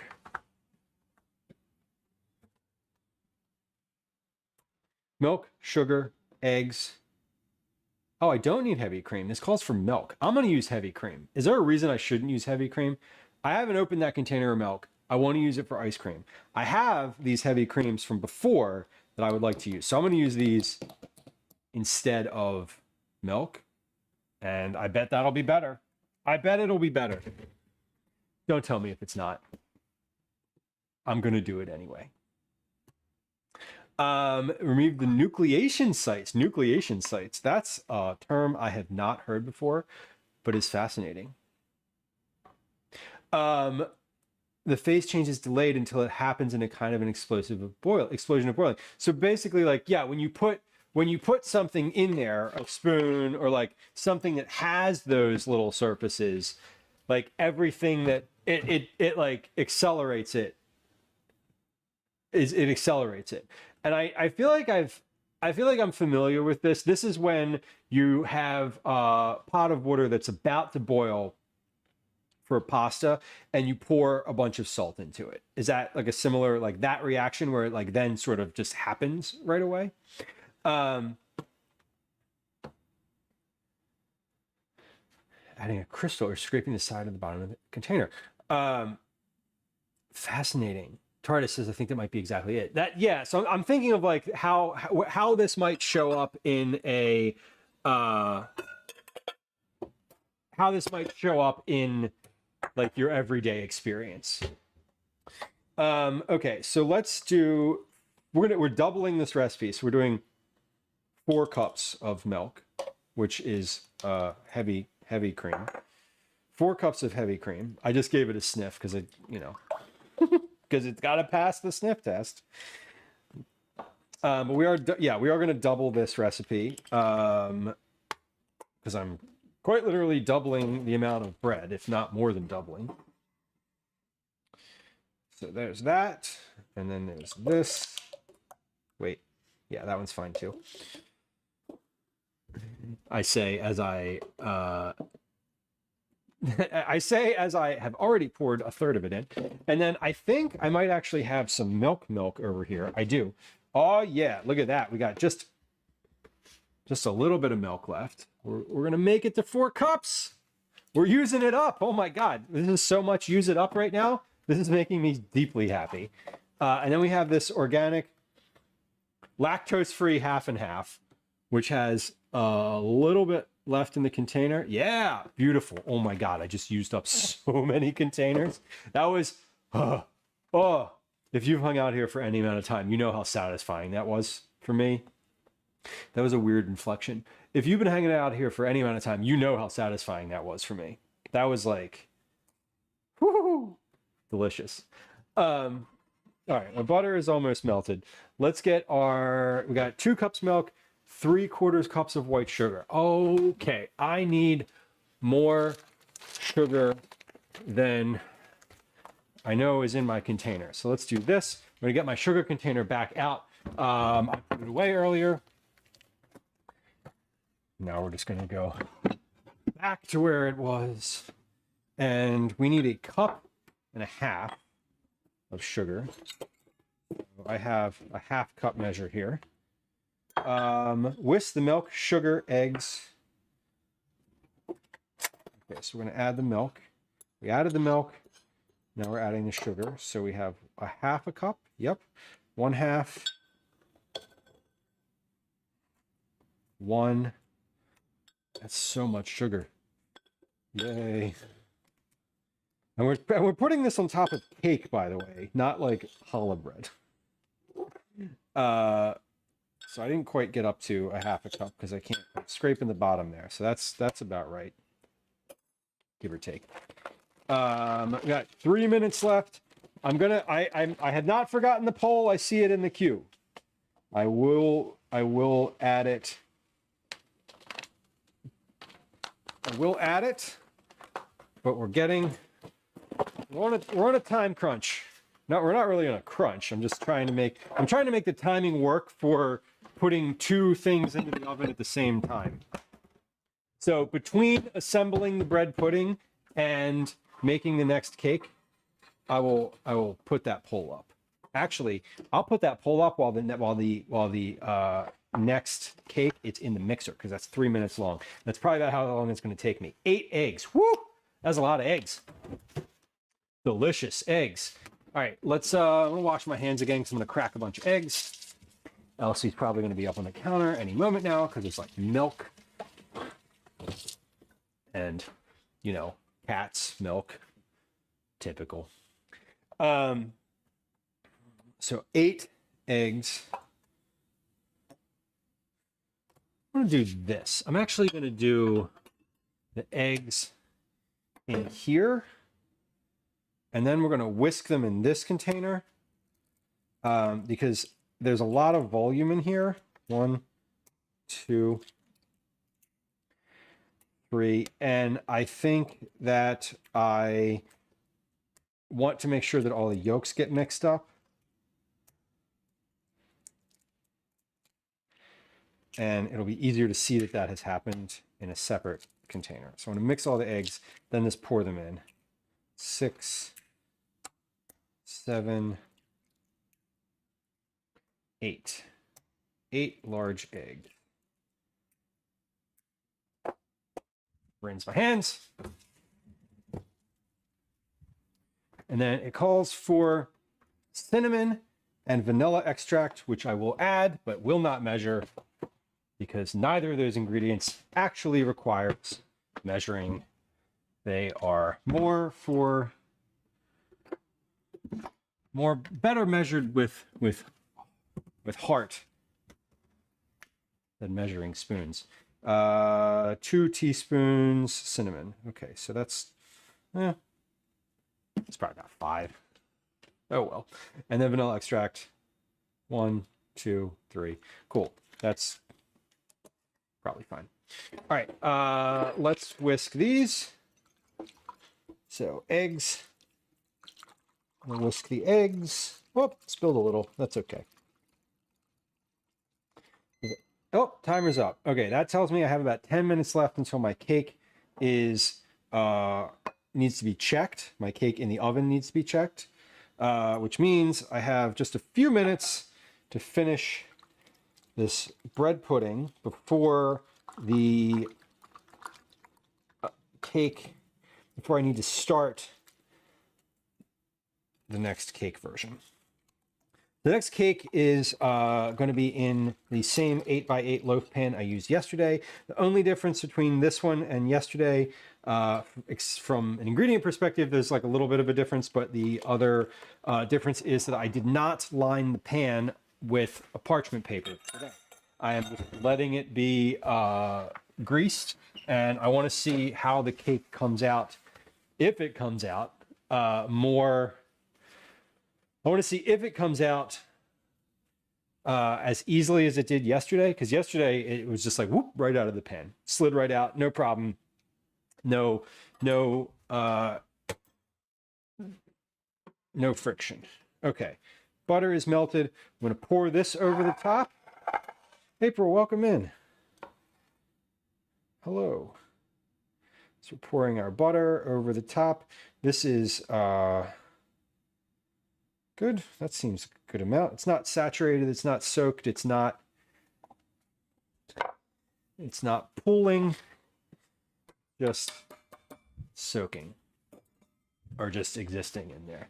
Yes, we love the purple shirt. This is a new acquisition. Now, what's nice about this shirt is that like right before stream, I spilled something on it and wiped it off, and you couldn't even tell. I was like, oh, that's great. There's no way to see spills on this. It's kind of nice. I love that about it. And for me, because I spill things. Pour the mixture over the bread and press gently with a fork until bread is covered and soaked. Okay. Covered and soaked. So here's the thing. If this ends up being too soupy, what we're going to do is add more bread, which I think we will need to do. Which is fine because I have more. So we are going to cut, I don't know, several more muffins. We might actually just cut the rest of the muffins and put them in there while we are waiting. Not waiting, while we're working here. And I got 7 minutes. I'm also kind of banking on the fact that my loaf in the oven is not going to be finished just yet. Not banking on it, but I'm assuming, because the 8x8 pan was a 45-minute bake, and I actually left that in there for 47 minutes or so, which it was finished. I could have pulled it at 45, and I think it would have been fine. So my thought is that this one is probably going to be a little more than 50 minutes because the density of it is a lot higher than the flatter loaf. So we're just gonna pop some more muffins into here. I got 4 more out. We have a cake to mix here, but that cake will take roughly 5 minutes to mix or so, and I'm all ready to start doing that. I washed my bowl, I washed my paddle attachment. I have every piece of my ingredient for that cake ready to dump in. So when I'm finished doing this, we're going to pop the next cake into the mixer and start moving. So that was plenty. We have plenty in here now. This is definitely like a French toast casserole, April. I feel like it's super similar. I've made a pancake casserole before out of like frozen store-bought like pre-made pancakes. That was really good. That was very similar to this. You know, this is sort of a not fancy bread pudding that we're making today out of leftover cake. Yes, I didn't write the recipe for it, but I tested it. And it was very, very good. It actually made a ton. It was, I don't want to say weirdly, but it used like an entire package of frozen pancakes, and the ratios of everything in it were perfect. Testing it was fun. It was one of those things that I was like, oh, this is a breakfast food. And I like tested it because you let it soak overnight. It's one of those things that's meant to like literally soak overnight in the fridge, and then you pop it in the oven like first thing in the morning. And it was like, it was so good. Oh my God, it was so good. It was on the website Simply Recipes, and I think if you search pancake casserole, it's probably the only thing that comes up. That's my guess. I don't know if there's another one on there, but there can't be two, right? Certainly there can only be one. Okay, this cake is looking good. I am definitely going to check it when it's done, when the timer is up, because I'm looking at it and it looks like it's slightly cracked on the top, which is great. And that's what we're looking for. Okay. We're going to have a poll incoming in just a few moments here because I'm going to mix the sugar and the butter for 3 minutes here. And while that is happening, I will be figuring out how to launch a poll. So step number 1 in this recipe, mix the sugar and the butter in a medium bowl for 3 minutes. Okay. 3, 0, 0, go. Okay. So that is going to get mixed. Let's figure out a poll. Okay. Hold on, I need my keyboard for this. I'm not figuring this out in real time. I just haven't done one of these in a while. It's true. I'm figuring it out in real time. New poll. Question. What is the best bread pudding? Response.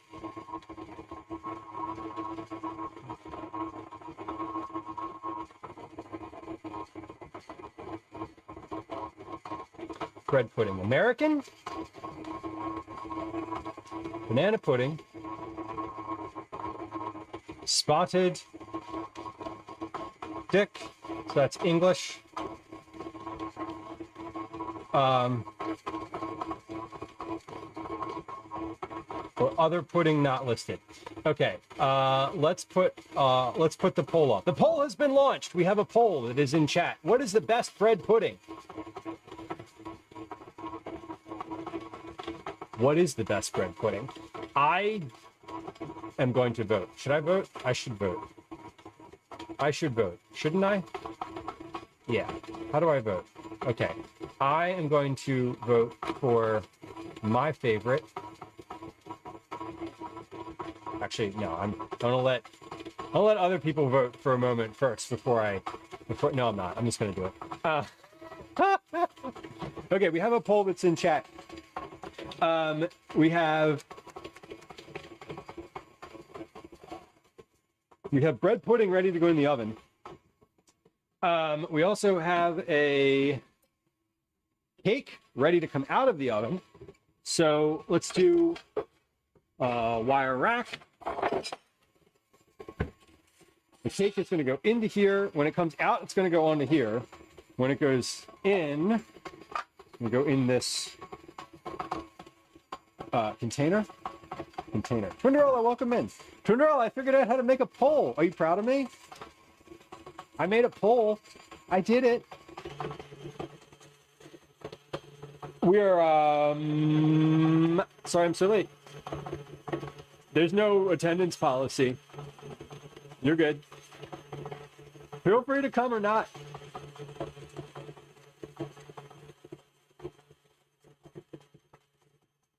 There are some people that would tell you when to do that, but not in the context of streaming. I said what I said.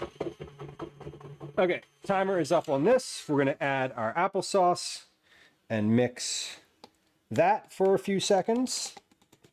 About 30.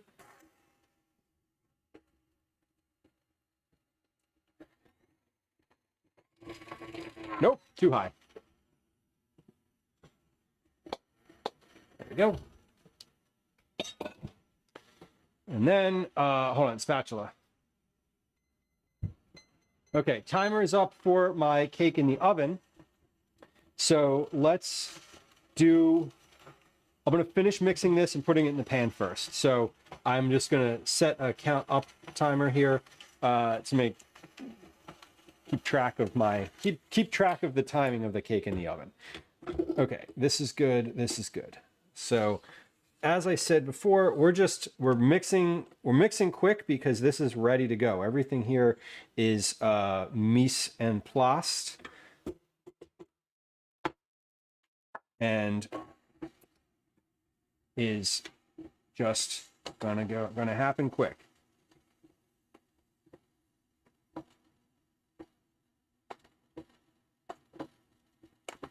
Okay.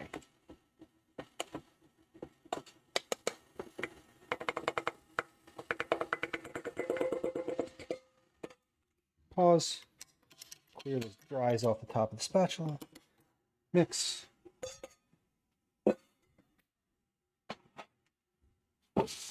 Nothing was even on the tray.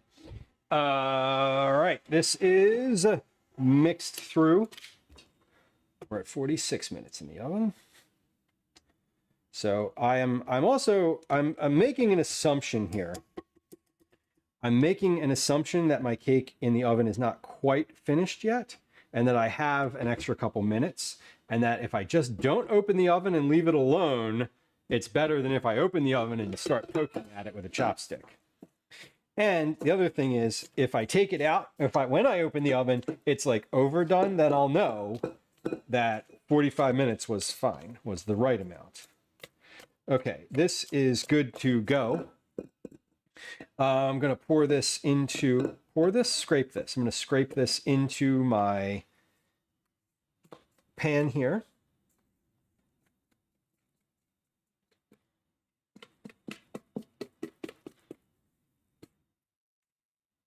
And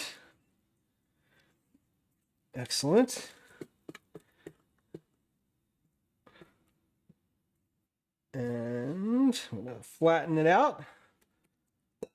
Let this kind of give it a little like shake here. Spread it a little bit. I'm going to give it a couple taps. Make sure it gets into the corners. Cake's on timeout. Got to go to the corner. Okay. And I'm going to flatten it and spread it all around with the spatula. And then we coat it with this chunky granulated sugar. I upped the volume of the sugar on top of the cake from a teaspoon to a tablespoon because Calvin was like, there's not enough crunchy sugar on top. Definitely not. Needs way more was his feedback. So way more it is. It's easy to add more of this. Okay, this is ready to go in the oven. This is ready to go in the oven. This is ready to go in the sink. This and this are ready to go in. We're going to check my loaf here and see if this is ready to come out. Because if this is ready to come out, we're just going to switch 2 in, 1 out, 2 in, close the door, keep it moving. We have a poll in chat about what the best bread pudding is. If you have an opinion about bread pudding, I would welcome it. This looks to be pretty much finished. I am going to test this with a chopstick. We love it. We love the chopstick test. This is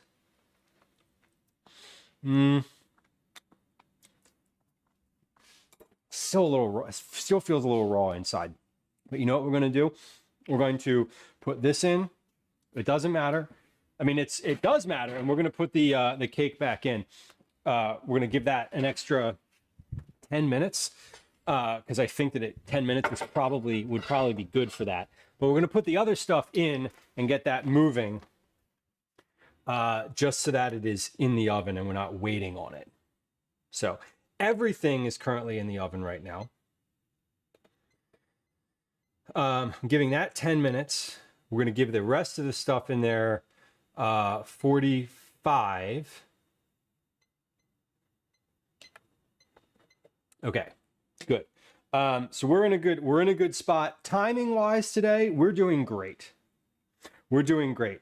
We are 2 minutes and 23 seconds into stream. I have one cake mostly finished. The other cake is in the oven. We have bread pudding in the oven. So we're doing wonderful in terms of what I actually need to accomplish today. What I need to accomplish today has been accomplished. It's in the oven. I can't change anything else now. I could certainly ruin it. It wouldn't be hard to ruin it. But we're good in terms of the actual like things I needed to do today in order to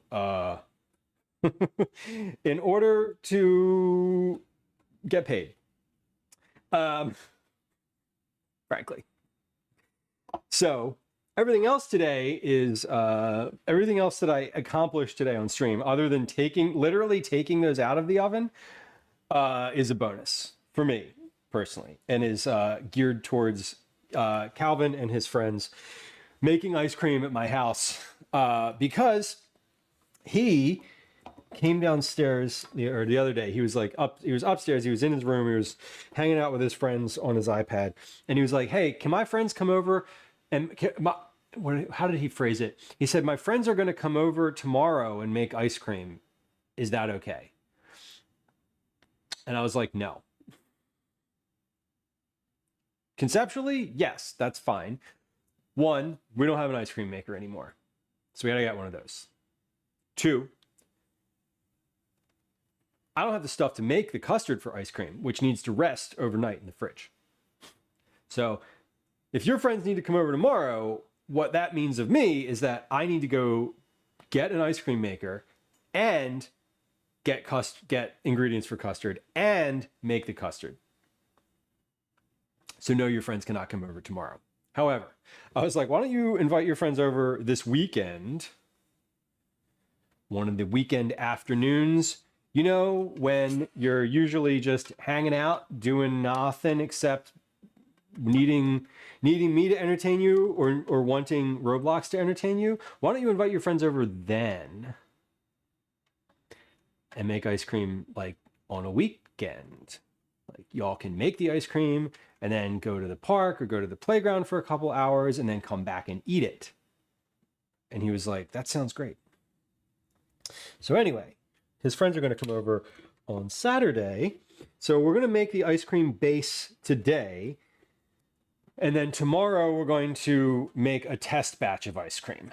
Because I'm getting a new ice cream maker. It's supposed to be delivered today. I'm still waiting on it. I'm expecting it sometime between 7 a.m. and 6 p.m., which is helpful. And I need to cure that a little bit. It's a wooden bucket, so it needs to get soaked for a while before I can actually use it. So I have a little bit of work to do for that. So hoping that at some point during stream today, the ice cream maker gets delivered. And I can open it and start that curing process, because it's supposed to take a couple hours. So we'll see how it goes. Poll has been completed. The poll has been completed, and y'all have decided that American bread pudding is the best bread pudding, and it was not even close. It was definitely not even close. I also voted for American style bread pudding. Now, that said, of the poll, I love banana pudding. So there is sort of a bit of a thing for me. Wait, where are the results? Can I do the results? Hold on. How do I show the results? Poll, view results. How do I share it? Poll ended. Hold on. See, now this is where I'm like, hold on. Oh, can I do this in the bot? I feel like this is a thing I can do in the bot. Platforms. Polls.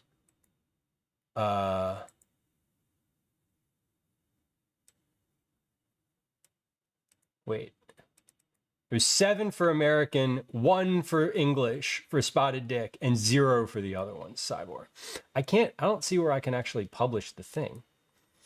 I thought it just published automatically, but it doesn't. Maybe it doesn't.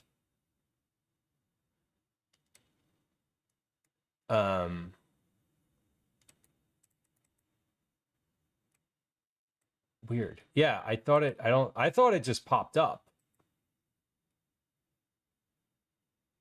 7 votes for American bread pudding, though. That was the winner. The winner was American. USA, USA. I feel so patriotic now. No, not really. Okay, let's look at the recipe for this ice cream base. And I actually thought that I was going to have the ice cream maker at this point in the day. So, but we don't. That's fine.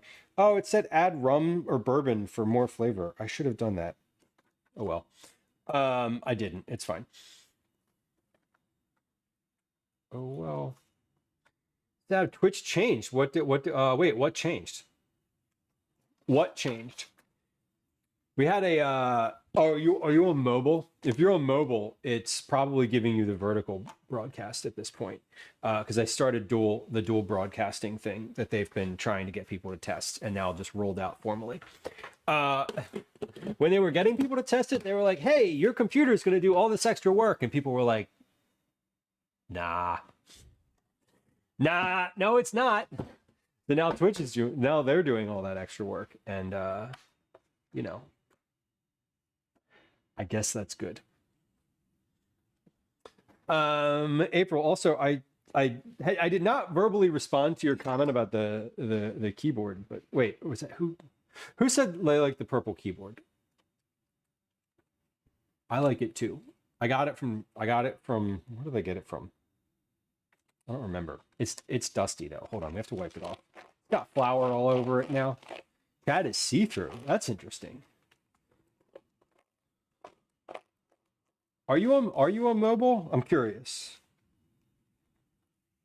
If you're on the mobile, I know that my vertical broadcast has chat on it, like a persistent chat. It's right here if you're on mobile. And if I change the camera, it changes to other stuff. Or it changes location, but all right. So I thought I was gonna have the ice cream maker that I ordered, which has the user guide in it, which has the recipe that I was looking at for ice cream, but I don't. So we're going to look that up on the computer here because I like y'all.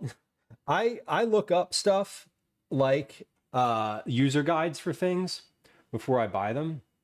So I bought the ice cream maker that I bought. I like read the user guide for already. Like I went to their website, the manufacturer's website, like got the PDF and read through it because I'm a bit of that's my flavor of nerd, right? Is looking at the user guides for things ahead of time.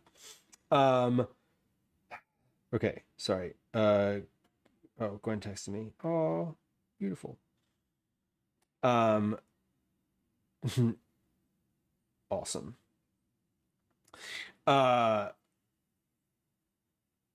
Cool. So I looked up the user guide and I have it, and the guide has recipes in it for ice cream. So that's what I want. It's the vertical view that changes it. Okay, so yeah, there's definitely a thing on there that will allow you. I know that there's a thing that will allow you to switch back, but I don't know how because I haven't looked at it yet myself. But I know that I've heard that there's a thing that lets you go between the classic view, and the new mobile optimized view. Okay, my ice cream maker. According to the internet, it says my ice cream maker is 9 stops away. That's so silly. No,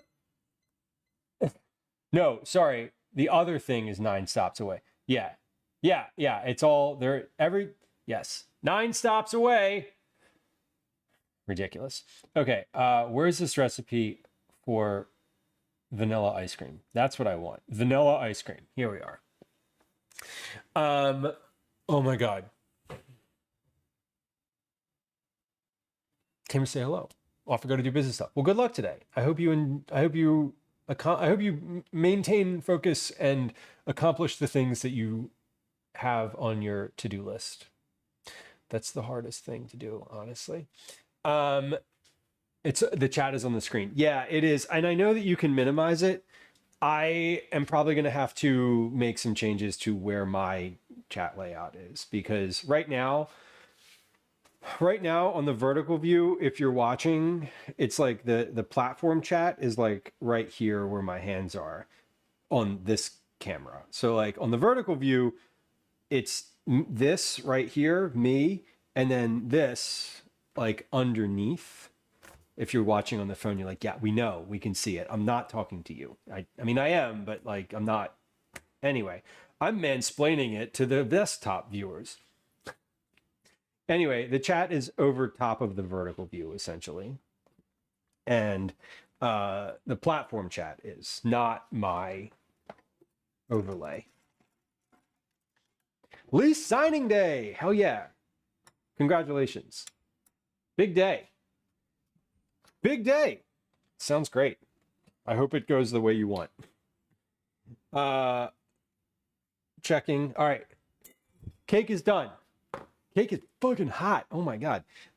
This is what it looks like when it comes out of the oven. Here we are. You want to take a look at the cake? There it is. 55. It's 55 minutes in the oven. Probably 50 if I didn't open the oven. But it looks good. It's got a nice little peel on it. Not that it's bread, but it has a nice little crack kind of all the way down the center. And it's golden. What am I looking for in this loaf? How do I know that this is done? How do I know it's finished? I know that it's finished because a toothpick came out clean. Let's see, loaf.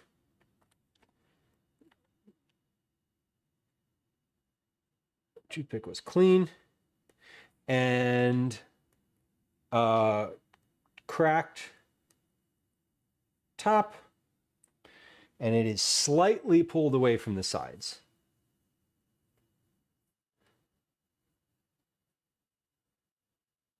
Okay, that's how I know it's done. And it smells great. Visual and other sensory indicators are very important if you ever read a recipe and try to figure out if something's done or not and don't have like temperature to rely on. You gotta say what it is. Okay, so we're gonna set another timer for 10 minutes. That's gonna be, I'm gonna let that rest on the wire rack over here for about 10 minutes, and then we'll see if we can get it like out of the pan. All right. Recipe for vanilla ice cream. Egg yolks, sugar, milk, heavy cream, and then vanilla pods. I only have one vanilla pod. It calls for 2. That's okay. Let's read the recipe first. Pour the milk into a saucepan and bring it slowly to a simmer. Do not boil. Once the mixture is bubbling, slightly remove from the heat. Place the vanilla pods into it and leave it to infuse for about 20 minutes. Great. In a bowl, beat together the egg yolks and sugar and corn flour, if using it, until thick. Remove the vanilla pod from the pan of milk, scrape out any excess seeds. Whisk and constantly pour the milk mixture into the mixture of the egg yolks and sugar. Whisk until mixed well. Pour the mixture back into the pan and heat gently, constantly stirring until the mixture thickens to a custard. Do not boil, or mixture will curdle. When you see a film form over the back of your spoon, remove the saucepan from the heat. Let the mixture cool completely. When the custard base is completely cooled, stir in the heavy cream and transfer it to a chilled bowl. For best results, refrigerate the mix for at least 3 hours overnight if you have the time, which we do. That's why we're making it today for tomorrow. Transfer the mixture in the ice cream maker and freeze according to the instructions. Great. Okay, so I need a pot that will fit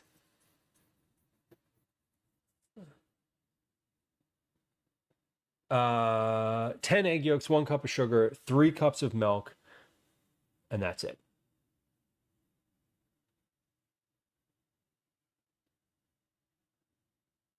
So we stir in the heavy cream once the mixture is cooled completely. Okay, so we simmer the milk, then we place the vanilla pods in it and let them rest. So let's get the vanilla pod out. I have how do I put this? I have great trauma about vanilla pods. The last time I tried to open one of these, the last bottle of these that I opened, was the last time I really thought I needed stitches. Because I went to open it and it like the little thing, the cap wasn't coming out very well, and I like twisted it and it shattered, and I did this, and like, anyway, that's not going to happen today, but I have trauma.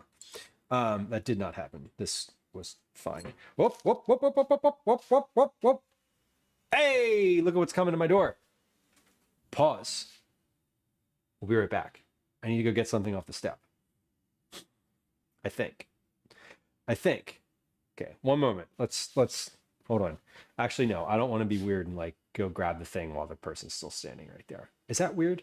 Do y'all wait? If you get a package at your house, do you like walk outside like right while the person's delivering it? And you're like, thank you. Or do you do like any normal person and just like peek out the window until they've scurried away? I'm going to say thank you.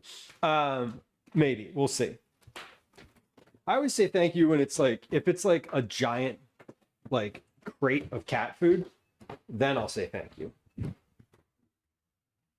Hold on. Okay. Door. 3, 2, 1. Oop. There we are. Thank you. Appreciate it. All right. 1. Oh my God, there's more than I thought. Okay. Now let's hold on. The mail's here too. Yay. Oh my God, the Wegmans circular has arrived. Today's a better day than I ever could have imagined. Okay, we're gonna bring things in. Okay. I get the Wegmans circular and it's so good. So many deals. So many things. Y'all, remember earlier when I was like, Elsie's relentless? She's sitting here. She's still sitting here and she's just watching me. I didn't realize she was still on the chair, but she is still on the chair. Okay, hold on. Let me take the thing off of here. All right. There's that. All right. This looks to be the right thing. And I'm like, how come I can't get this off? Right, because it's underneath of the tape. Ah, ha, ha. There it is. Okay. I just want to peel my address off of here, you know? I don't want me just to keep it off the internet. My name's already out there, but we don't need to put the address out there too. Okay. Ice cream maker has arrived. Tucker says, I walk out and say hi, say thank you, and Twinderella absolutely waits. Depends. It depends for me. Today I was just excited. I've literally been waiting, and I am thankful that they arrived. So the thing that I was hoping would happen while I was on stream today happened. So I guess I am thankful that they're here. So I did want to say thank you. I like thought it through and was like, yeah. Anyway, we're letting this cake cool. I'm gonna put the custard on. We get a lot of deliveries. Yeah, same. The truck pulls up to our house like every day. Because Gwen orders like animal products. She orders all the animal products online, and there's always an animal product happening. Always. There's forever animal product coming into this house. It's not. It's abnormal for there to be a day where there is nothing. There is no deliveries. It really is. It's out of the ordinary, I should say. All right, 3. Pour the cup of milk into a saucepan and bring slowly to a simmer. Remove the heat. Place the vanilla pod and leave to infuse. Okay, vanilla pod is here. Milk is going to go in here. So we put the milk. What kind of milk? This is the full cream milk, which to me, that's whole milk, right? I'm not like full cream milk is whole milk. Is there a different understanding that anyone else has? Because to me, that's just full cream means whole milk. Or is that like something different? I just went to put the little cork from the vanilla pod thing on the milk. I almost just dropped it right in. Oh my God. Okay, that's fine. If I'd have done it, that would have been okay. Got a little teeny, I got a teeny bottle of water at the coffee shop this morning. And I didn't drink it, but now I will. Okay, so we have the milk. Pour the milk into a saucepan and bring slowly to a simmer. Slowly to a simmer. Okay, we will bring this slowly to a simmer, and we will not boil it. Once it's bubbling slightly, remove it from the heat. Okay. So we're going to bring this slowly to a simmer. I'm going to put this on low. Or I'm going to put this on 4. 4 out of 7. I would say that's a medium, right? I would say 4 out of 7 I would classify for my stove as medium, whereas 4 or 5 would be like medium high. 7 would be high. I'm going to take this vanilla pod. So I only have one. I'm going to slice it.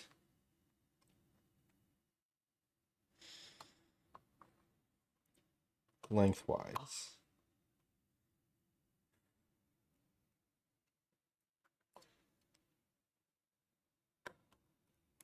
Great. I'm going to peel this open just a little bit. So I'm not scraping the seeds out of here, but I am just kind of exposing more of the inside of the pod to the milk so that it infuses a little bit more.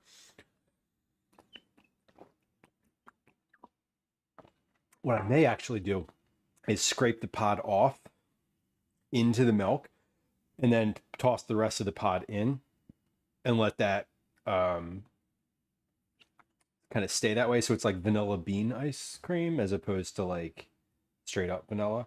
I'm also thinking I might want to add a little bit of vanilla extract to here. I know that it's going to add extra liquid, but it calls for 2 vanilla pods and I only have the 1. So I want to accommodate that in some meaningful capacity because this is, after all, supposed to be vanilla ice cream. Okay, 10 minutes is up. So I'm going to try to take this loaf cake out of the pan. Elsie is back. The cat is back. The very next day, the cat came back. She just couldn't stay away. Okay, so that came out of the pan. That came out of the pan really nicely. It's soft. It's still quite hot on the bottom. So we're going to flip that over and let that finish cooling.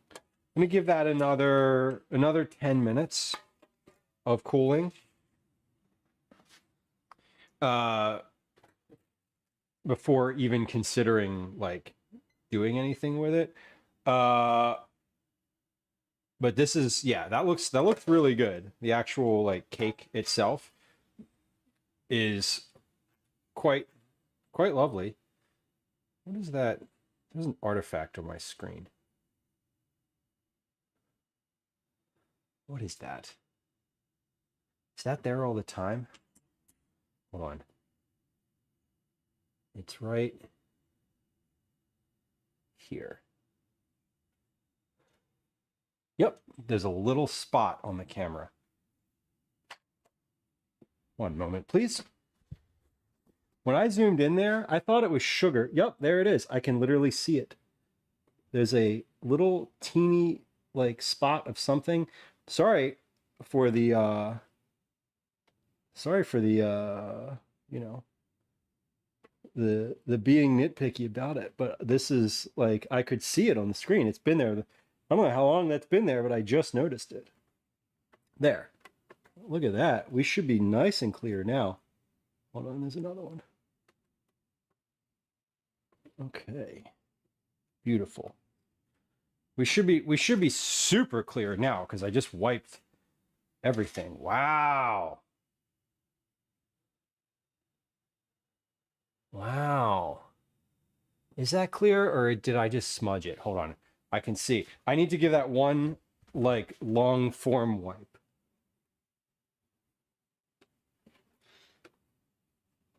It's like when you clean your windshield with the thing at the gas station and you get back in the car and you're like, damn it. It is a streak. Okay.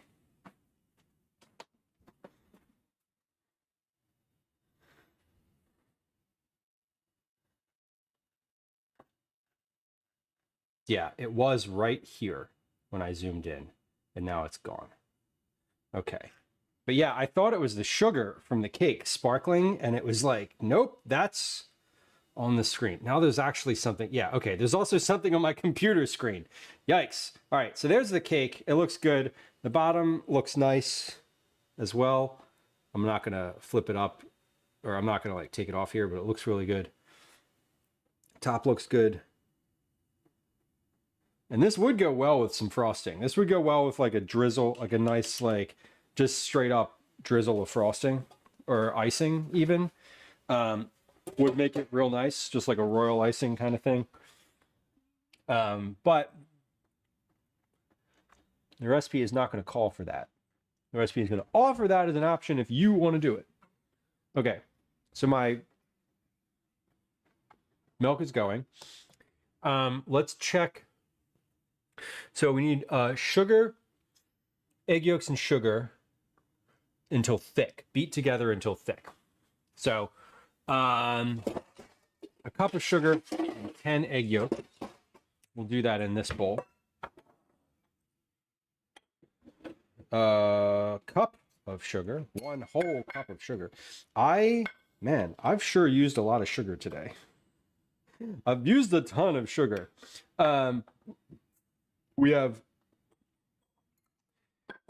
I don't have any more sugar left. This is it. So I have to buy more sugar. That doesn't happen very often. I mean, it does. It happens every like month or probably every 2 months. I buy a massive bag of sugar and then I use all of it. Okay, sugar's good. Let's get our egg yolks.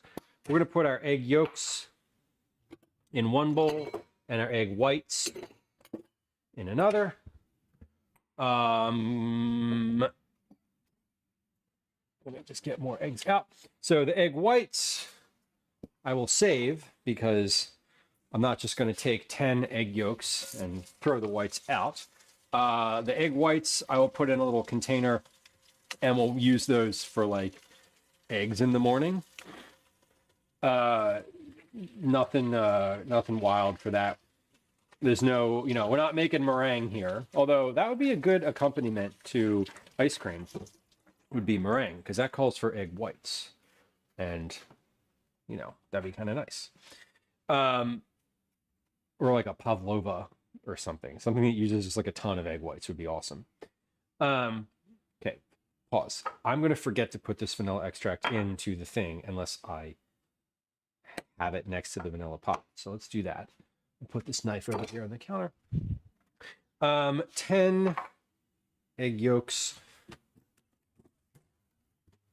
Get my compost bucket out here. So these are 10 egg yolks. Okay. 3, 6, 9, 10. I have 10 eggs left in here. That's awesome. That's good. That means I don't have to means I don't have to keep track. We love that. I love when the math works out easily to the point where I don't have to think about something. I can just use all of it and then it's done. That's so great. 1.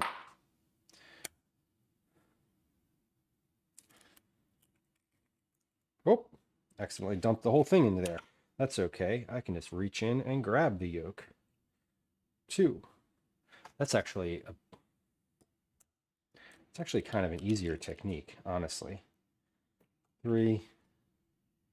Because I'm letting it go through my fingers anyway. It's not like I'm not putting my hands on it, so I might as well just do that and then scoop these out.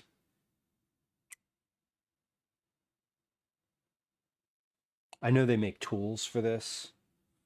Separate little specialty tools. But man, your hands are so useful. 4, 5,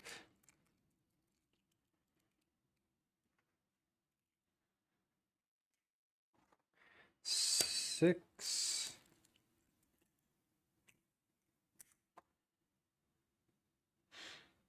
I was in the store yesterday and I bought 2 of these 18 piece or 18 egg cases. And I was like, man, I'm getting a lot of eggs. And that the literal person in front of me at the checkout had 3 of the 60 egg flats. And I was like, oh, I guess I'm not. And then the person in front of them was a chicken. I'm just kidding. That didn't happen. But the thing about the 60 eggs did. Yeah, I would love to have known like what they were doing with the eggs, but I didn't ask. It was early in the morning, and that was not a question I just didn't want to talk at that point. I didn't need to chit chat at that point in the day. I was just like going about my business. How much do y'all talk to people out in the world? Like I have to rein myself in from entering someone else's space, like conversation, because you overhear something or you see something and you want to like, I know what it is. For me, it's a bid for connection. It's a bid for like making a human connection out in the world and like sort of being seen and empathy for what they're doing in their situation. But some people just don't want to be talked to, and I respect that because like often I don't want to be talked to.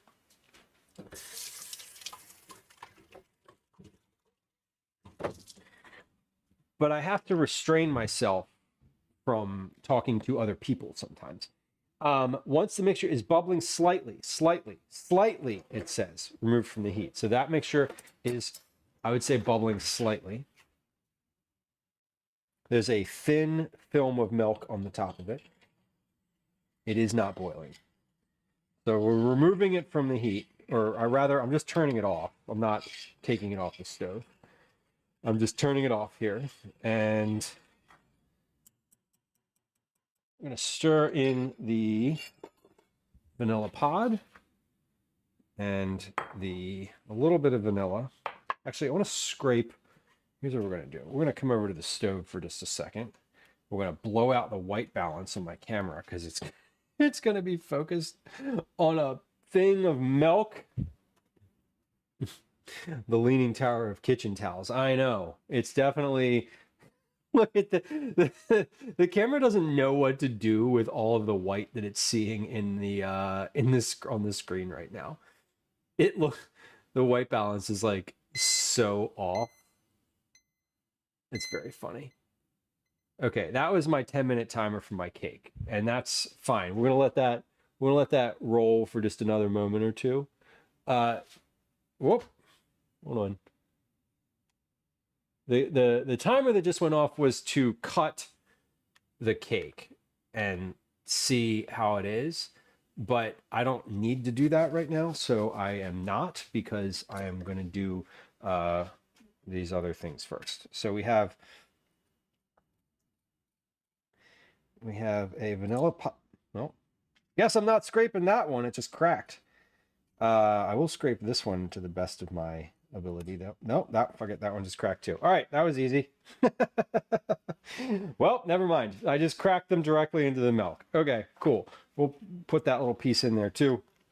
And we'll pour a little vanilla extract into there. I don't want to add too much additional liquid that is freezable into this, because then it gets the ratio or the balance of the thing changes. But I just added my vanilla pods in here, and I'm gonna give that a little stir. We'll let that infuse. And Avo, yes, the Tower of Towels. Hold on. This is what we're talking about here. The Tower of the Tower of Towels. That's exactly it. It's quite the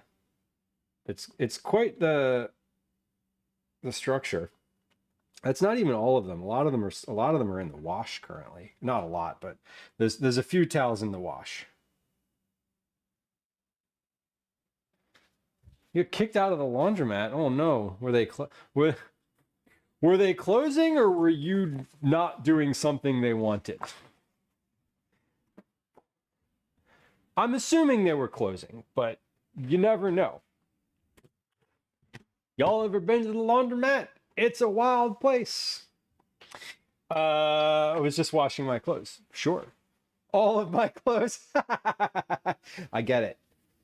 You're making you're making a joke. I got it. I got that one. I'm so proud of myself. Like, why wouldn't you wash all of your clothes? Why would you only wash half your clothes? No, I get it. You had, because that means that they close at 11, of course. Makes sense. In a bowl, beat together the egg yolks and sugar and corn flour if using question.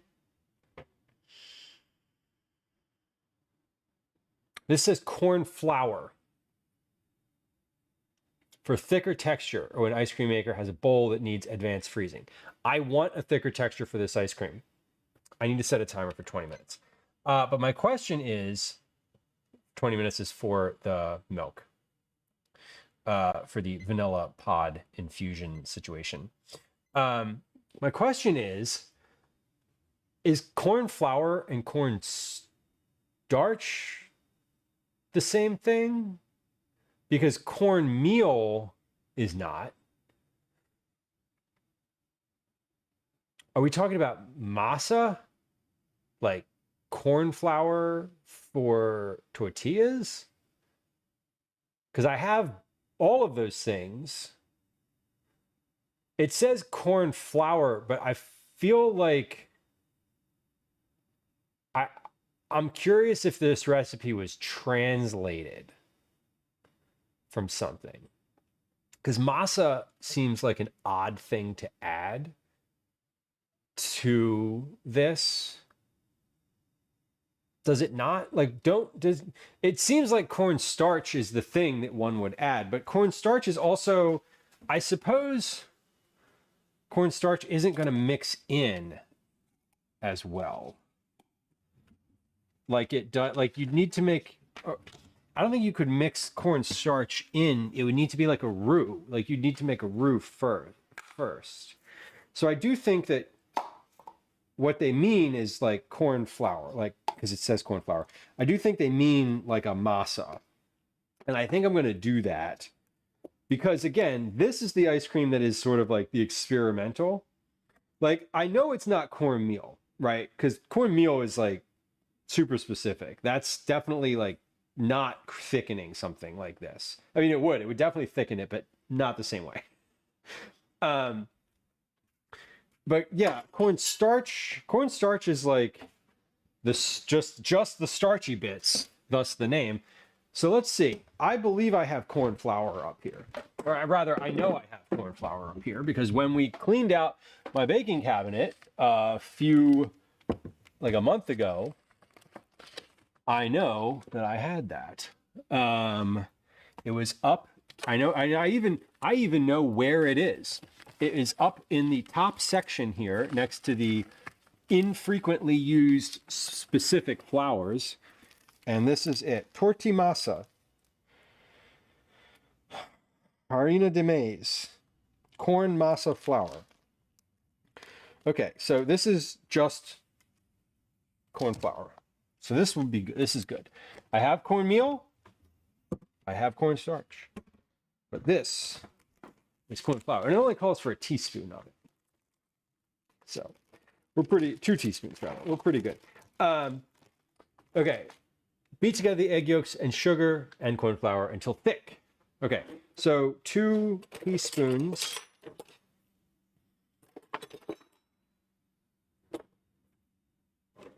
2 teaspoons of this. I have a half a teaspoon, so we'll do half. 1, 2, 3, 4. Many ice creams have cornstarch. I've never seen corn flour. And that's sort of my, I'm like, cornstarch is the thickener. That's like the thing that you use to thicken. I'm just going to go with it because it says corn flour. I have hesitations. However, again, this is the experimental version, and I will say that I don't think corn flour or corn starch, I don't think adding corn flour is going to make it bad. I do think that it might not thicken it. It just might give it like a slight floury taste as opposed to thickening it, right? Okay, so we're letting that vanilla kind of go over here. It is indeed just kind of going. Before I mix in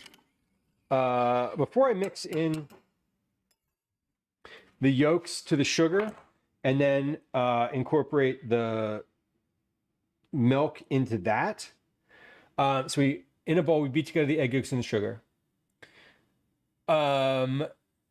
Whisk and constantly pour the milk into the mixture of the egg yolks and the sugar. Whisk until mixed well. Pour the mixture back into the pan. Heat gently, stirring constantly until the mixture thickens to a custard. Okay, so before I do any of that, I still have about 15 minutes left for this milk to infuse with the vanilla. I don't want to mix this together just yet because I want it to be sort of fresh when that happens. I have a sink full of dishes and I need to soak, and I'm going to open that ice cream maker and soak the bucket in the sink. So I need to do some triage on the dishes. That has to happen because I'm sort of in the place where I'm waiting for something in the oven. I'm waiting for something on the counter. I'm waiting. What am I doing? Oh, hold on. I'm waiting. What am I waiting for in the oven? Oh, we're 2 minutes away from the oven being finished, apparently. So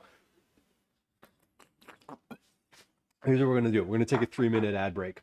We're going to play a game of words on stream. When we come back, we're going to take stuff out of the oven. I also have opened the oven. I opened the oven once while this was going, so I think it'll be okay if I leave it in there for an extra minute, 2 minutes.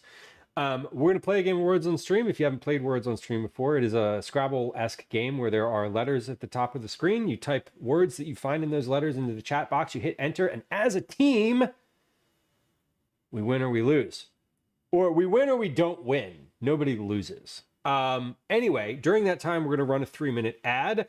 You can always hang out on YouTube. We love YouTube. And see the stream there. But otherwise, we'll be back in just a few moments here. And when we do, as we are doing this, I'm going to triage the dishes in the sink, and I'll even put the camera over there if it pleases you. Maybe it does, maybe it doesn't. I actually don't know. We'll put the camera over the sink so you can see the goings on. And we'll be back in just a few moments. All right, here comes a 3-minute ad. Here comes a game of words on stream.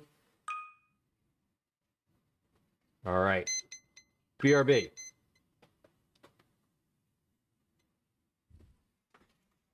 Tilt this a little bit. There we go. Welcome to another edition of Commercials I Hate. We're going to load the dishwasher and empty the sink at the same time. That's the goal. So we're loading, we're emptying, we're filling the dish pan, filling the dish pan, loading the dishwasher, and if we get to it, we'll toss the stuff in the recycling bin. But I need to open up space in the sink right now because I am going to open that ice cream bucket that we just got, and it needs to go in the sink because it needs to soak. It's a wooden bucket, so it hasn't been seasoned yet. The seasoning just means that it needs to absorb a bunch of water before it can be used, and that needs to happen for over the course of like 2 to 3 hours, it says. But I feel like if I soak it for longer, it'll be okay. If it says 2 to 3 hours, I'm like, hey, why not 10? And they're like, well, because then it will warp and crack. And I'm like, oh, but why? Anyway, it's fine. We're going to do what we can and deal with the repercussions as they come. All right. Anyway, we're moving through. Trail Terminator, hello. Good afternoon.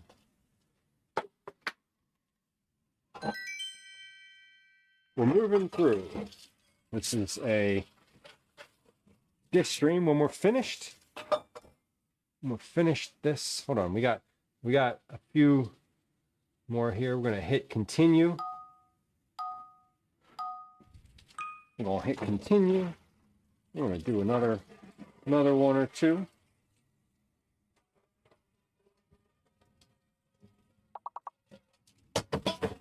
We're getting, we can see the bottom of the sink. It's like an archaeology dig, clearing out the sink during stream. We're at the bottom of things that happened during breakfast today, because I didn't do dishes before stream. So we're nearing the breakfast dishes. But we're almost there. I'm not washing the dishes right now. I'm just trying to clear space in the sink so that I can use it to soak this ice cream maker. It's over!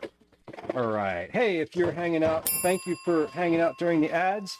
There's going to be a little reward that pops up for our Click Me redeem. Right, yeah, it's live right now.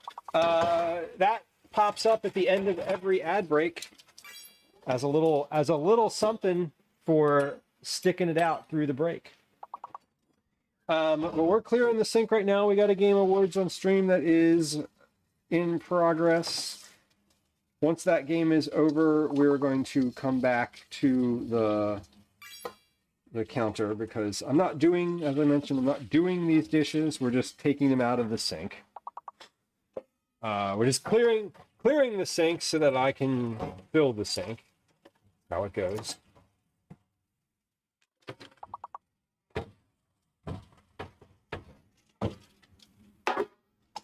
Last guess. 3, 2, 1.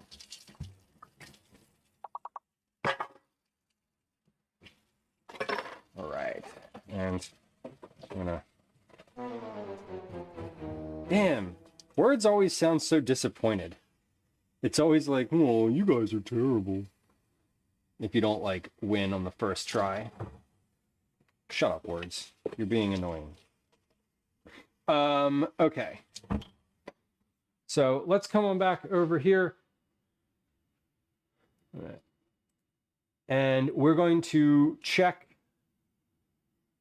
the oven, because I believe that the things in the oven are going to be finished, or rather, if they're not finished now, they should be very soon.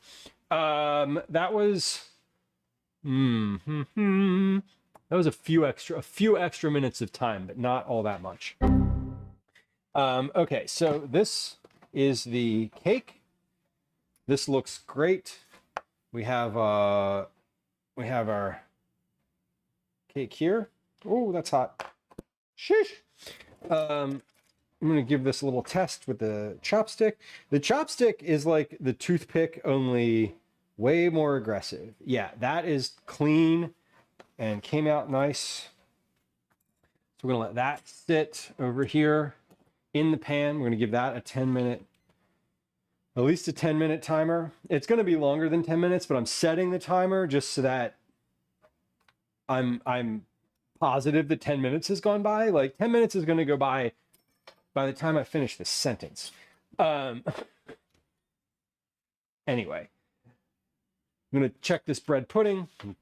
This should definitely be finished. Maybe.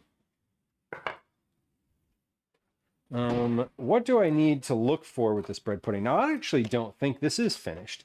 It looks very liquidy. Bread pudding. Until golden brown and the top springs back when lightly pressed. Okay. Well, let's lightly press on this thing and see what happens. Liquid comes out. So this needs some more time. When I lightly press on it, it's like I don't want to say what it's like. Like a zit. Anyway, we're gonna let this go for another. I'm gonna give that at least 10 more minutes, because that is still quite liquidy in the center. That was a big bread pudding, so it's fine. I already have like a timer that's at 8. It's 8 minutes and 45 seconds. So we're gonna let that timer be the timer, so that I don't have too many timers going. Because, God, you know what happens when like the timer goes off and there's 3 of them going, and you're like, what is that one for? Who even knows? Anyway, we have about 5 minutes left on the one that's for our vanilla infused milk. So that is my cue to start mixing this. All right. Now is also when I need to start being aware of any incoming text messages. It is 15:07 my time, and that means that Calvin is coming home from camp at some point soon, or at least he should be on his way home. So let me check. Let's check and see what's happening with him. No messages currently. Okay, that's good. Let's make sure that I'm on. Okay, he is where I expect him to be. Great. That's always nice. Location tracking is so weird. Do y'all do location tracking with anyone in your life? Do you have like air tags, or do you share locations with people? I feel like that's a thing that some people I know do with like other friends of theirs, and they'll just share their location with someone like in perpetuity. And I'm like, that's odd. It feels weird to me as someone who didn't grow up with that, but I also get it. Like, we do location tracking between Gwen and Calvin and myself. Like, either of them know where my phone is all the time, and I know where their phones are. Like, say them, but like, it's very, how often do you not have your phone within like 2 or 3 meters of you, you know?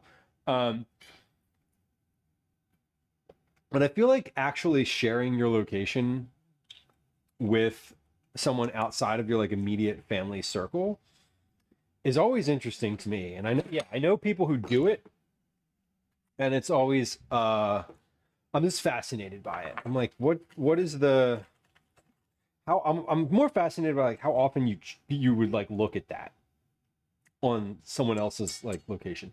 Anyway, in a bowl, beat together the egg yolks and sugar and corn flour, infusing until thick.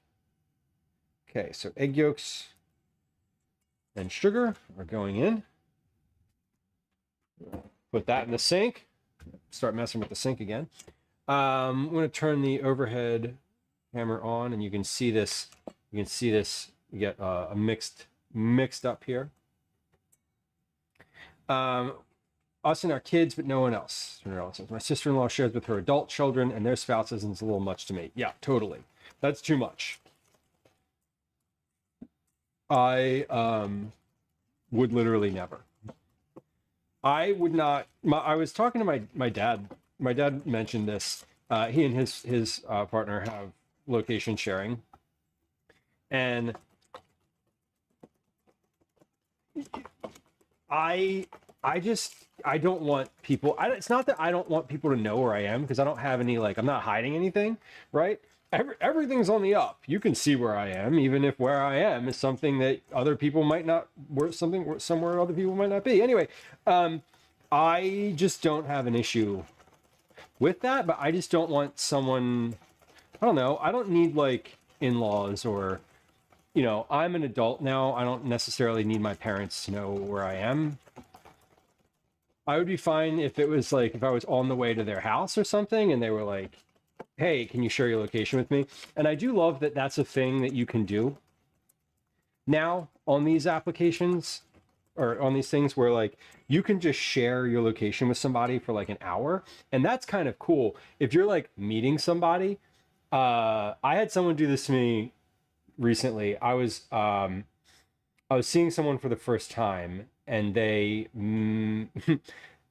they were like, hey, this is like we're meeting up here, and I got this alert that was like, so and so has shared their location with you, and I was like, excuse me, what? And it was like, and then I read it and it was like for an hour, and I was like, oh, that's great. If you're like meeting someone for the first time and you're trying to figure out like a meetup spot and you're like, whatever, it's great because you're like, I can see actually where you are. I don't need to feel like apprehensive about it. So I do get it from that perspective. That's convenient, and I would do that. But otherwise, no, we're good. I'm not sharing my location with anybody that's not living in my household. Yeah, Cyber, that was the first time anyone had done that for me. We were meeting up to go for like a hike at a public trail in Philadelphia. And so it was a little spotty on like where actually we were meeting. It was like kind of vague. It was like, let's meet at this trailhead, and so, I was taking the bus. They were taking, I don't know how they got there. I think they walked. No, they were taking the train. But like we ended up, yeah, it was super convenient. Like it was very convenient, but I also, it weirded me out a little bit. It was the first and only time anyone's ever done that to me. I would share with trusted people on a road trip. Right. Yeah, totally. And if someone was like driving to your house from 10 hours away, you could certainly be like comfortable sharing your location with them while they were on the road, and then have them be, then it's like, hey, I don't need to text you. You're driving. I don't need to text you to ask you where you are and like get updates. And like, I just know when to have dinner ready based on where you are, Cyber says, I share with my partner and one random friend from college for silly reasons. Exactly. It's the silly reasons I think that are kind of fun. And I don't share my location with anybody that's not Gwen and Calvin. There was a whole thing in Gwen's family when they had shared location for a while. Like she had shared, they all used Life 360, which like, I'm not gonna gripe about Life 360. But like Life 360 is a for-profit company that you are sharing your location and the location of other people that willingly and knowingly with, and you're actually mostly paying them for the experience. And I think that that's predatory and awful, but like, I get it. People find value out of it. Apple does that for free. You can literally get it for free. Anyway, would I say that to anyone who has Life 360? No, I would not. No, I would not. But it's fine. Whisk and constantly pour the milk mixture into the mixture of egg yolks and sugar. Whisk until mixed well. Pour the mixture back into the pan and heat gently. Okay. I need to get the vanilla pods out of here. That's what I need to do. How am I going to do that?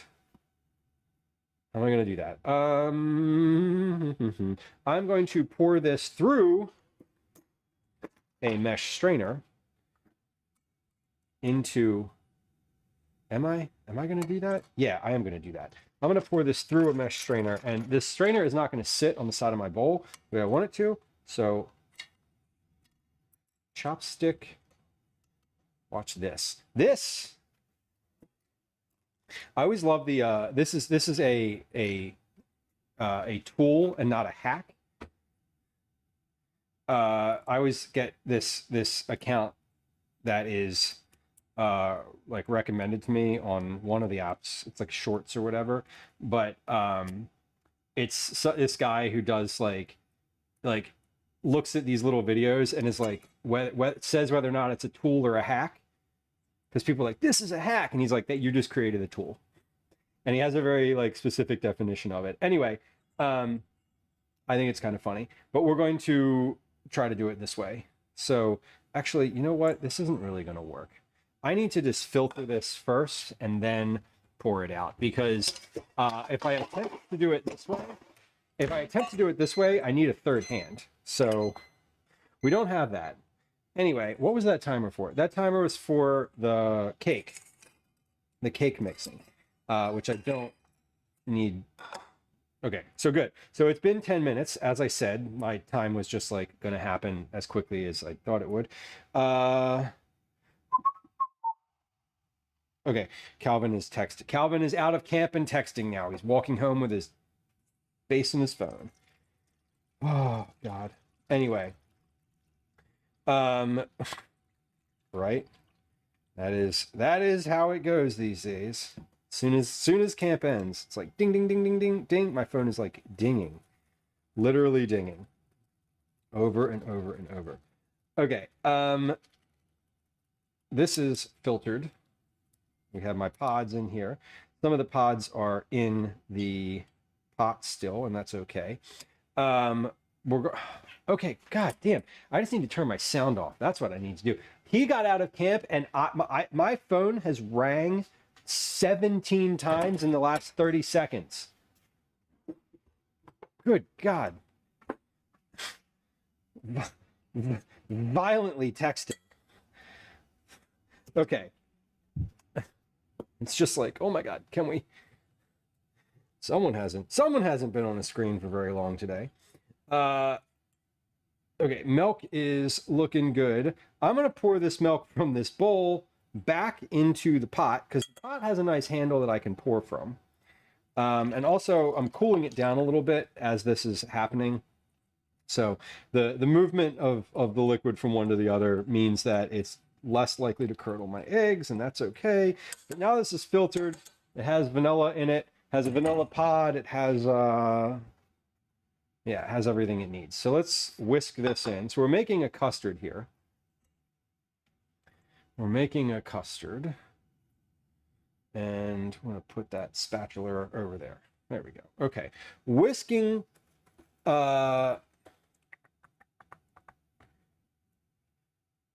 whisking constantly. Pour the milk mixture into the mixture of egg yolks and sugar. Whisk until mixed well. Okay. So whisking constantly. Pouring this in. Pouring it slowly so it doesn't curdle.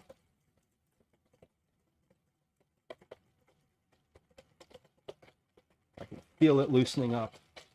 That's great.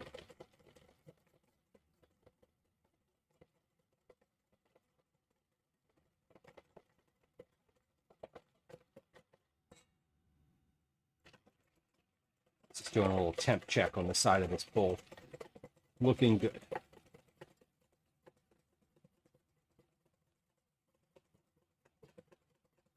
Okay, now, almost there.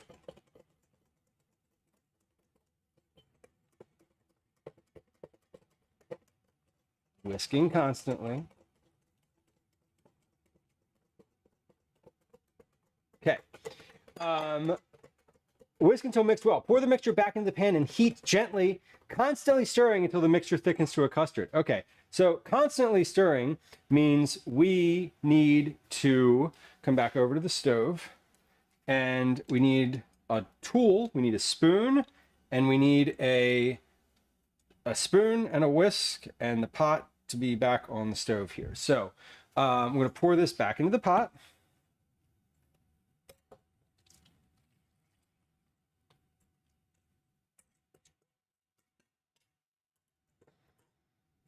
I'm going to spatula out the bowl.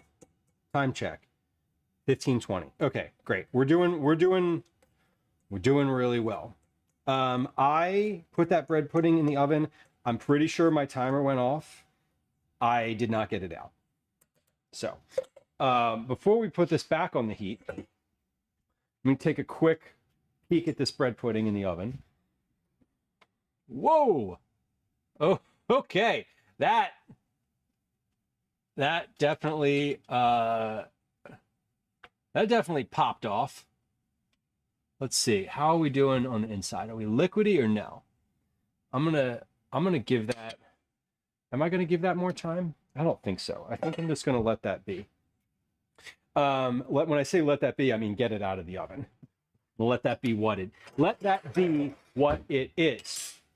Okay, this goes back over to the stove, but we're not putting that on the heat yet. We're gonna mix that in just a moment. This is good to go. I need to get my bread pudding out of the oven. There it is. There it is. Behold. Behold. Actually, hold on. Behold, while I put my oven, turn my oven off. Behold a bread pudding fresh out of the oven. There it is. It's looking delicious. I'm gonna let that sit for a few minutes here, and get that down to temp. So we got a lot. We just baked a lot of stuff. Oh my god, there's so many baked goods on the counter here. What we're gonna do, I think, when Calvin gets home. Hold on, Calvin he's literally calling me. Hold on. Hello.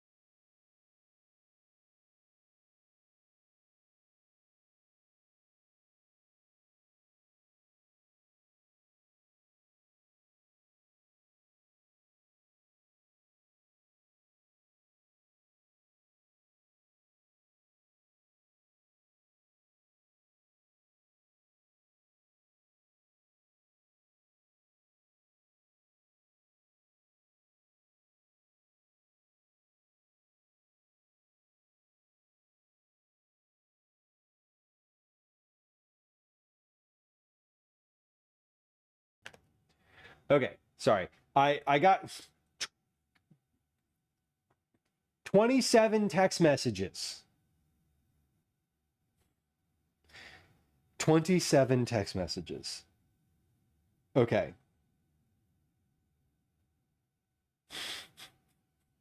"27 text messages. That's so many.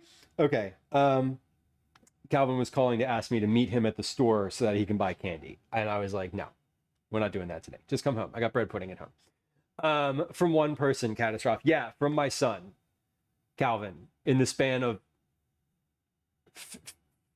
4 minutes. Not just him. He was texting Gwen and she was texting him back, and then he was texting me and I wasn't responding. So then he called me because he knows that calling me is the right thing to do. There's still a lot of text messages. Like, that's too many texts. Put all of your thoughts into one text message. I don't want to read multiples. Heat gently until the mixture thickens to a custard. When you see a film form over the back of your spoon, remove the saucepan from the heat. Okay, so here's what we're going to do. We're going to come over, pause. Oven is off. Everything is out. We're good. Okay, I might not get to soaking that ice cream bucket on stream. If we don't, we don't. It is what it is. Come on over to the stove here, and we're going to take a look at this custard as it heats. the white balance. Again, the camera's just like, what are we doing here? We are struggling with how to display what you're showing on stream. There. Okay. We've made adjustments. Okay, so we're gonna heat this. It says stirring constantly. So we're gonna heat this until it is good. Until it is thicker. And we do not want to let this boil. Is it white or yellow? It is, I would say this is ecru, which is to say it is on the whitest shade of yellow that you could have. I think the color on the screen right now, like the color on my computer screen that I am looking at with my human eyes is the color, is the right the color that it actually is. Humans weren't made to communicate. Yeah, it is. I don't do texting very well. I am not a text-based communicator. I will respond to you right away if we are already in communication about something logistically related. For example, if you and I are going somewhere and we're meeting up, and you text me and tell me that you are running 5 minutes behind, I will respond immediately because I read it. And the other thing is, I am expecting that kind of text, and I have already committed the energy to this interaction. If you just are texting me about something specific that is not time or logistic related, I may not respond to you. End of sentence. I am as responsive to text messages as I am to messages on Discord. Which is to say, not very if you've ever messaged me on Discord, and it's not about something logistically related. Now, if you're like, hey, I blah, blah, blah, cookie club, then I will probably respond. Or like yesterday where I was like, hey, someone was like, send me this recipe, please. And I was like, I will do that. Message me in Discord. So then when I looked at Discord later and I saw that I had a message, I was like, I will respond to that immediately. And I did. But otherwise, if you just message me and you're like, hey, how's it going? It was going great until that very moment. What do you need? I am a jerk, and I am not sorry. It's all about boundaries, y'all. It's fine. And I'm the same way when my like parents or people who are close to me in my real life text me. They know. They know. Are any of y'all the same? Does this resonate with you? Where you're like, yeah, me too. I can't. Or are y'all the type of people who like get texts and respond immediately? I'm not envious, but I don't understand how to do that. I've never been that responsive in my life, and I feel like texting was something that I didn't grow up with, this level of immediacy, and so I don't really want to buy into it. That's just how kind of where my head is. Okay, so the goal of this is, let's take a look at the directions again. Whisk until mixed well. Pour the mixture back into the pan and heat gently, constantly stirring until the mixture thickens to a custard. So this is, I can feel it getting slightly thicker. Now there's like a layer of foam on top of here because I sort of mixed aggressively, but when you move the foam to the side, or you let the foam subside, as it were, it is definitely a distinct shade of yellow. There is I would say that this is yellow. It is custard colored, in fact. Custard is the color that I would use to describe this. So I'm stirring this with one hand, and with the other, I am emptying out the few additional things that I put into the sink since I last touched the sink. Because I really would like to soak this bucket for a couple hours, and that's going to require me getting it out of the container and kind of all of that. So we need to actually have the space to do that. All right, that's good. Everything else there just goes in the dishwasher, so that's easy. All right, so this is thickening. I'm wondering if we're at a custard yet. I don't think so. I don't do this often enough to have like a good feel for it, which is kind of why I wanted to do this ahead of time before Calvin's friends descend and like want to do this and also like need guidance on it. I need to be able to provide the guidance. That's my goal. Speaking of Calvin, he's home. Welcome. You feel very welcomed. That's good.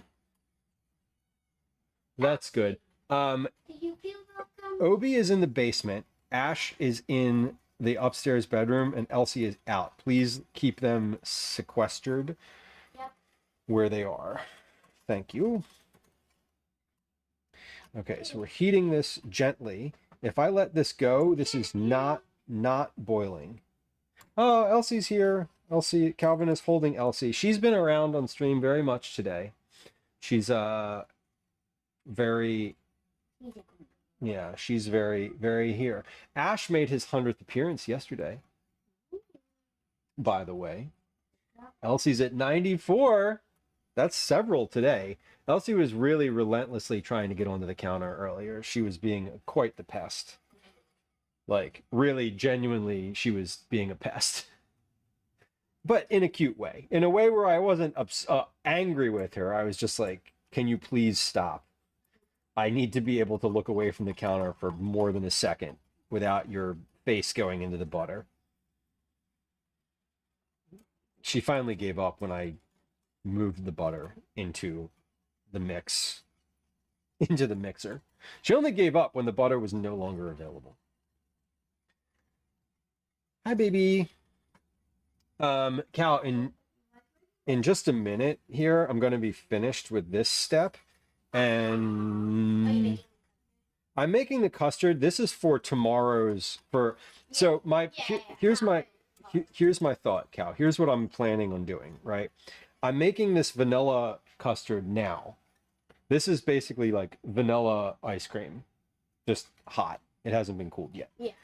So I'm making Vanilla ice cream. right. I'm making this, and then tomorrow you and me can make like a batch of ice cream and see how it turns out. And tomorrow you and me can make another round of this, so that when your friends come over and make it, you've made it before and you know how to help and guide, so I don't have to do all of that. And so that when your friends come over, they can just do like, you know, movie magic and get a batch of cold custard out of the fridge that's ready to make ice cream with, and just transfer that directly to the ice cream maker versus having to wait overnight for it. We Right? make a video Yeah. of us making it, then we put it in the fridge, and then we take it out. Yeah, that will be fine. Hey, there's a Click Me channel point redeem in chat for the next 90 seconds or so. If you want to get entries towards Cookie Club, this is how you do it. One of the ways you do it is just click on that channel point redeem. Or if you're on YouTube, you would just put command click me into chat, and that would work too.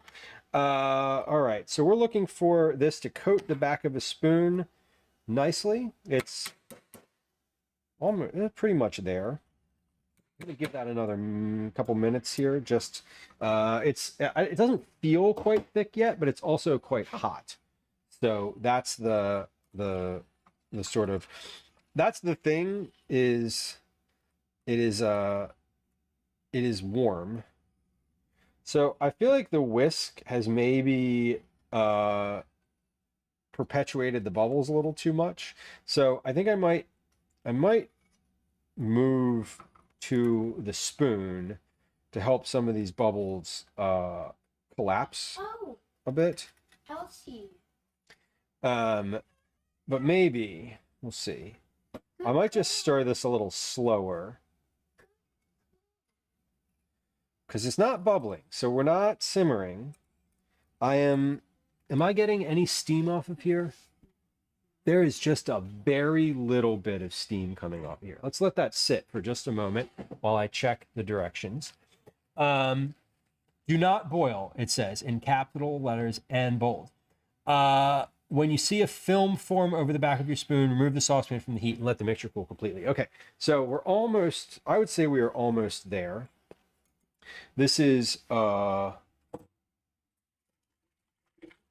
part where I'm not quite sure, right? Because I don't do this. This is not a familiar process to me yet. It's not fully familiar. I've made ice cream a couple times, on stream a couple times. But it's one of those things that happens infrequently. So every time I do it, it's like, it's like a new, I have to remember how to do it, right?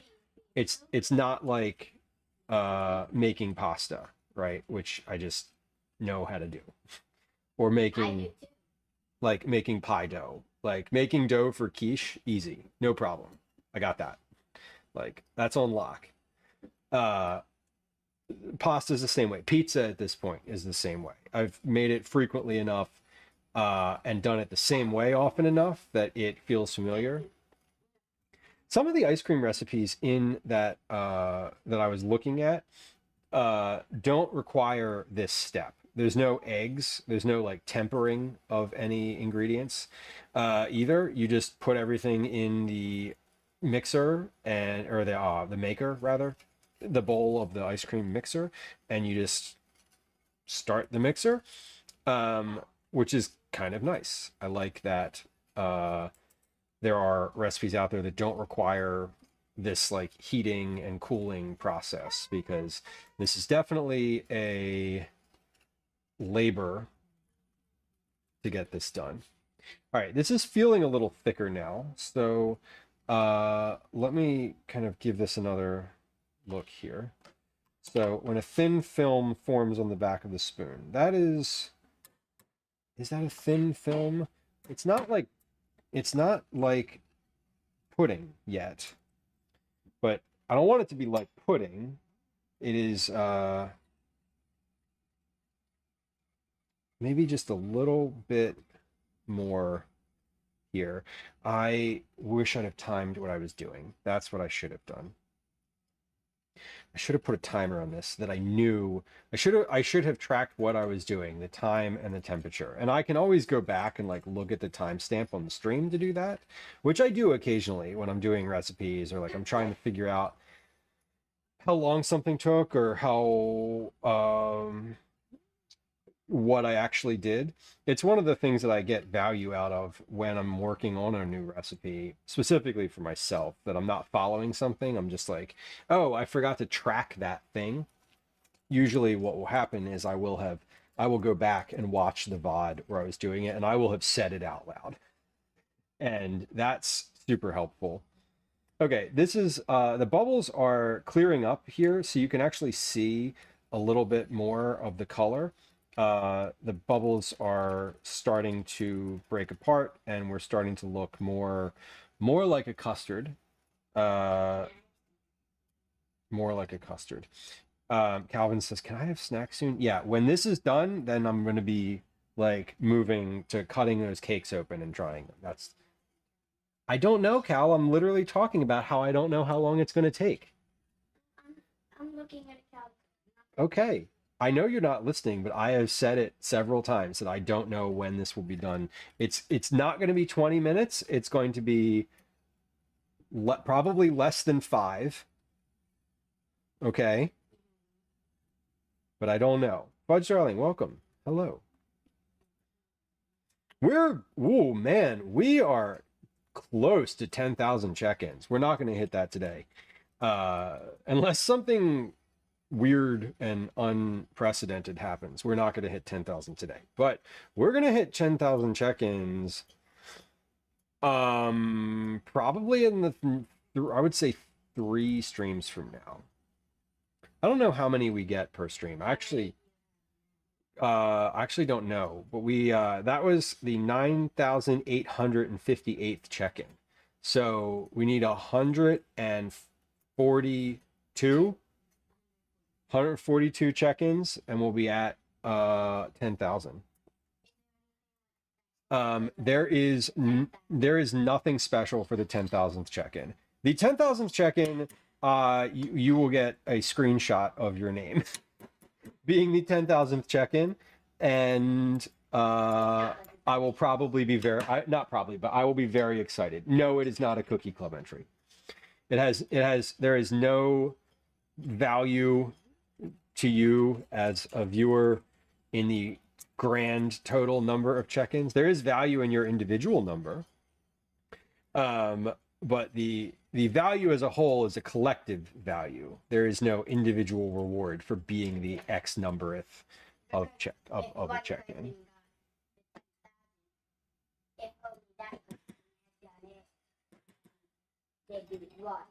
Right, but I guess the point is that there is, you don't get anything specific, but I do know that when we get close to it, I'm assuming that on the stream that we are very close to having that there may be some folks who wait to check in on that day until we're like super close to try to be the 10,000th, because I would do that. That seems fun. All right, this seems finished now. This is like a film. Yay! And so we're going to remove this from the heat. We're going to remove this from the heat, and we're going to come back over to the counter.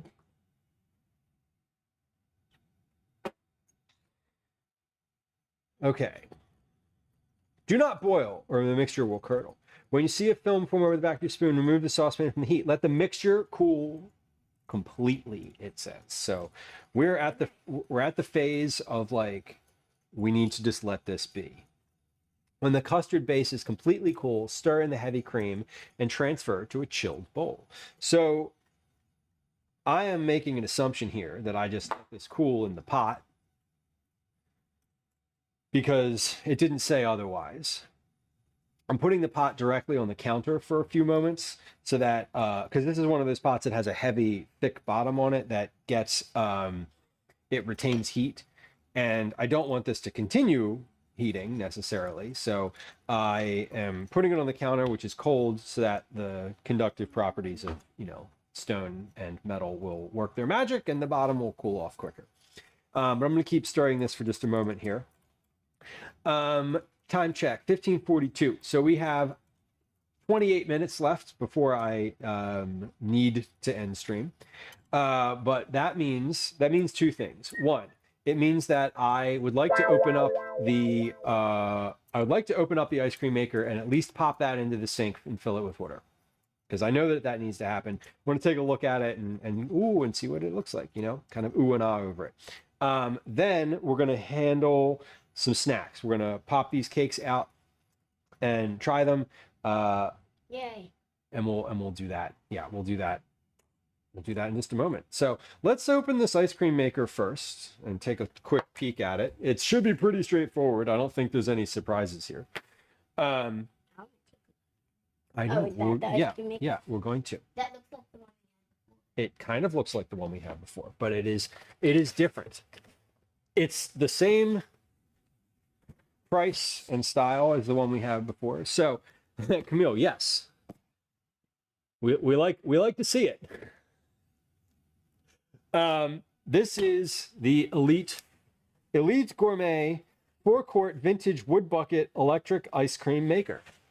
We're gonna open this up. Not sponsored. I purchased this with my own money. Elite Gourmet, if you're watching, you're not watching. It doesn't matter. You're not actually watching. But if you are watching and you wanna, I don't know, you wanna whatever. You want to refund me for this? That'd be awesome. But otherwise, no, I'm just kidding. I was going to buy this anyway. This is one of those things where I did a bunch of research on my own. Kind of seemed like they all were crappy. So all of the ice cream makers that were not commercial ice cream makers that are hundreds of dollars had tons of good reviews and tons of negative reviews. So we're just going to see how it goes here. Let's get cooking, it says. Shop Elite Gourmet. Great. This is the ice cream maker recipe book. This is the one that the recipe that I'm using comes out of here. Let's just see if this is the same. Let's see if this is the same ice cream. You're going to go all the way to the back for vanilla, right? Because it is in alphabetical order. It's not. They probably put vanilla first. Honey, s'mores, black sesame, dulce de leche, peanut butter, chocolate chip, two-berry, carrot cake, peanut butter, marmalade, cookie dough, vanilla bean ice cream. Here we go. Whole milk, heavy cream, granulated sugar, vanilla bean. This is different. This is not the same recipe. That's fine. It doesn't matter. That's my alarm on my phone telling me that it is time to start thinking about what's next in my day. That's okay. Okay, so we're gonna put the directions to the side. Actually, hold on. Let's see. First things first. Let's see. Short cord, important safeguards, polarized plug. Before first use, that's what we're looking for. Before first use, read instructions, remove packaging, wash the lid, rinse and dry thoroughly. Use a damp cloth to wipe to clean the electric motor. For brand new machines, please fill the wood bucket 2/3 full of water. Allow to sit for 1 to 2 hours. This allows the wood to expand and swell up so that the seams in between will close together, keeping any ice or salt from leaking during the operation process. Okay, that's what I needed to know. Fill it 2/3 of the way full. Soak it for 2 hours. I can do that. That's easy. This smells really good. We have two things here. I know it smells really good. It definitely does. I made that bread pudding out of the cake that I made yesterday. So not only is it bread pudding, it's also cake. I got this model though, because this model for the kiddies comes with a hand crank. We're gonna give them something to do tomorrow after Saturday afternoon. Oh, I thought you said kitties. No, kiddies, children, you. Hand Hand crank, but Dad, we want an iPad wallet. Twig mixes. iPad wallet. While. Oh, Anyway, I didn't get the hand crank for myself. also I don't. We wouldn't be on an iPad. Okay. They're not even bringing this. Yeah, I'll bet. We don't As need soon to. as I help. Yeah, as soon as you help, I start pulling because I don't want any help, and I just want to do it all myself. Please don't break it. Okay, what is this? This is the electric motor. So it does come with an electric motor. You can use the electric motor, I guess. I do think hand cranking it would be fun because, it would certainly be an experience. Fun may not be the right word, but it would certainly be an engaging experience. So please don't do that. Thank you. This is an electric motor, on, off. Seems pretty easy. I do know that this one will stop. It will stop churning when it thinks the ice cream is too thick, and that's why they have the hand crank. So that if you want your ice cream to be thicker, you take the electric motor off, you pop the hand crank on, and you keep it going. That's the reason. Here's the blade, the paddle blade. So this sits in the bucket. The bucket itself moves, so the bucket spins. The actual blade is stationary. It's kind of it's weird. It's like the opposite of what most things are. Yeah, it's the opposite of what you think would be happening, but it is in fact a normal operation for most ice cream makers. I don't know what this part is. Hold on, something didn't fall off of here, but it definitely came off. That seems okay. That seems like it fits over there. We're going to read all the directions, by the way. We're not going to read them all today. I am personally going to read them before. Oh, yeah, it just goes in there. I know. Oh, that must sit on the bottom of the bucket like that, and it probably sits inside of it like that. I'm smart. This happens to, I know this is the lid, and then this does something. I don't know what this does, but let's put these to the side. Can we put these to the side so I can have this space? Okay, let's put these over here. And hello, welcome. This is all parts, which is nice and welcomed. This, what is this? Oh, this is a masher. This does something. Again, we are going to read all the directions for this, or I'm going to read all the directions. We're not doing that on stream. I'm just opening it right now. Just kind of seeing what comes with it. This is some sort of like handle. This does something. What does it do? I don't know. It does this. Okay, and then this is the big piece. This is the important piece. This is the thing that I have been waiting to do something with. So this is a I think it's like this. literal, maybe. This is a literal wooden bucket that is unlined. So when you make the ice cream, this Oh my god.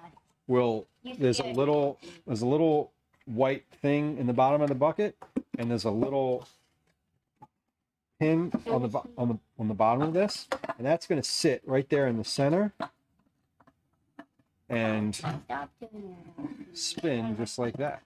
All right, we fill this with ice, but first we got to fill it with ice because it otherwise is not going to work. I mean, it will work, but it would just leak a ton because it needs to be cured first. So this is the thing. This seems to be in good order. I mean, it looks fine. There's no cracks. There's no visible cracks on it. It looks to be Wooden. one. It's like one, two, probably eight or nine different pieces around the outside. It's actually like belted with metal, which is nice. It seems like the construction is pretty good. These motors are just going to lock in like this. So one on that side locks, that locks, this locks in like that, and then that is super secure. Okay, everything fits together, which is ideal. That's like some of this stuff when you buy it, it's like it doesn't even fit, like if it's plastic or whatever, but this seems to be good. So we're gonna put this in the sink and fill it with water, and then we'll have an ice cream maker to use tomorrow. Yes, and in the future.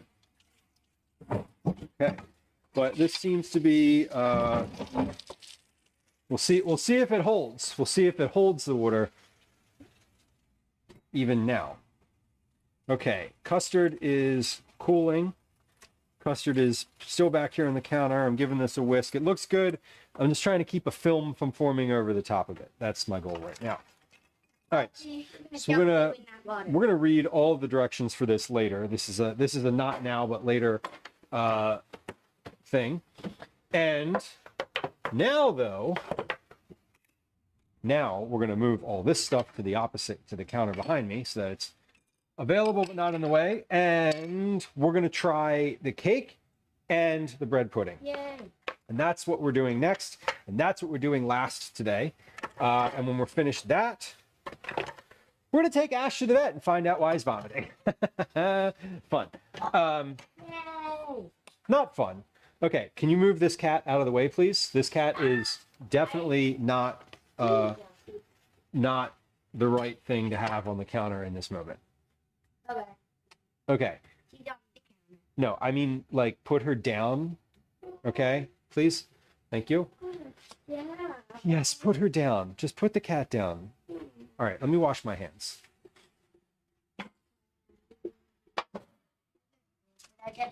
Great. Yes, please.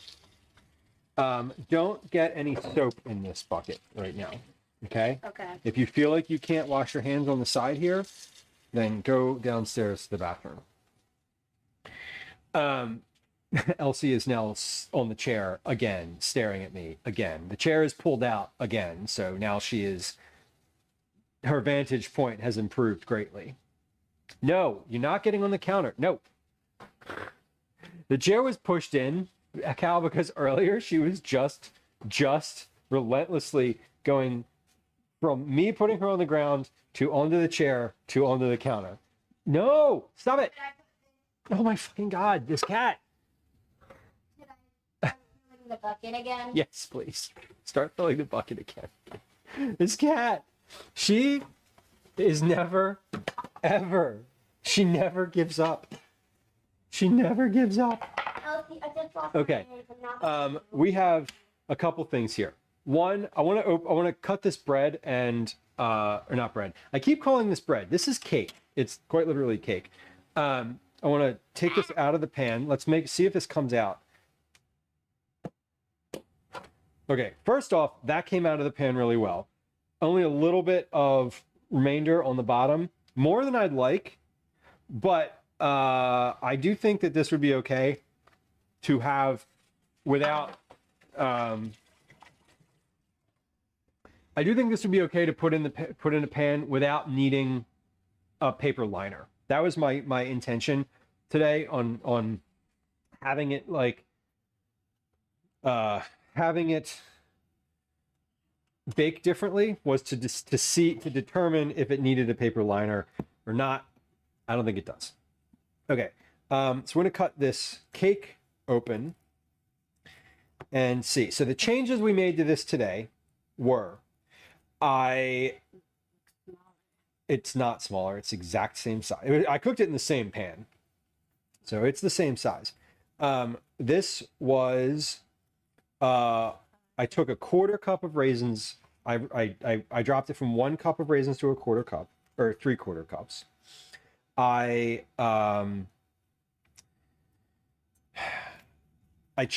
increased the amount of salt in there from 1/8 of a teaspoon to a 1/4 teaspoon. Yeah, and I changed the volume of, not the volume. I changed the pan. So I added 1/8 to a 1/4 teaspoon of salt, 1 cup to 3/4 cup of raisins, and I changed the spices here. Okay, let's. Shart, welcome. Hello. Good to see you. Wipe your lens. Taking pictures with your phone, wipe your lens. Takes a couple seconds. Makes your pictures better. Potato lens. Yeah, no potato lens. God, no potato lens. Okay. I don't know. I said my initial hello from Costco. Need anything? Yeah, like 6 hot dogs, please. Please and thank you.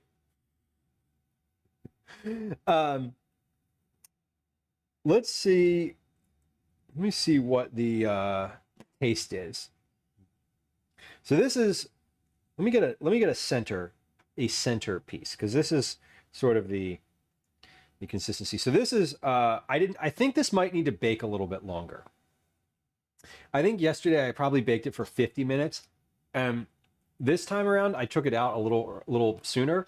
I think, but this is. It looks really good. This is a consistency.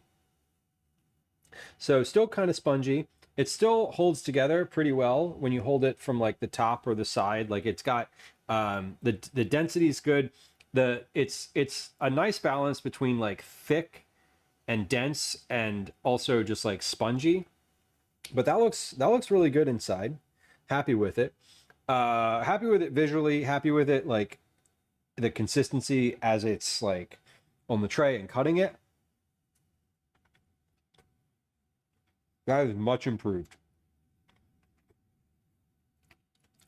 Less raisins. Quite a few less raisins. What do you think? I think it's very good. Very good? It's gone, so. Yeah. I also added more sugar to the top. From 1 teaspoon of sugar to a tablespoon. So the top is way crunchier. I like that part. Okay. So this is a direct comparison to yesterday's. Now, this is a loaf, which is different. It is very different. I baked it for longer, and it is a bit more, is taller, is very much taller than the other one. So I took pictures of that on the tray. I guess I'll just take pictures of this one on the green cutting board. I don't really care. It's fine. I don't care, and they don't care. Nobody cares. These aren't going on Instagram. These are literally going into Google Drive folder. So it doesn't. Never to be seen again. Now oh my fucking God, this cat is so relentless. She is unbelievably relentless. She's also probably hungry, to be fair.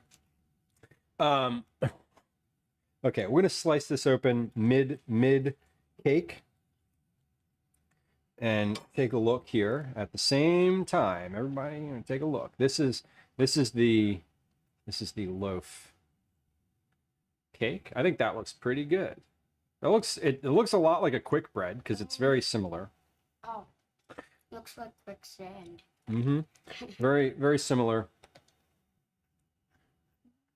There's the inside of that. It's also spongy. So you can see when you squeeze it, it bounces back a little bit. I'm going to try a piece of this. Bella says, how do you believe it compares to the other recipe? To the original recipe, I'm assuming, is what is your question. Dad, do you want me to keep filling? No, it's fine. I think it's pretty similar.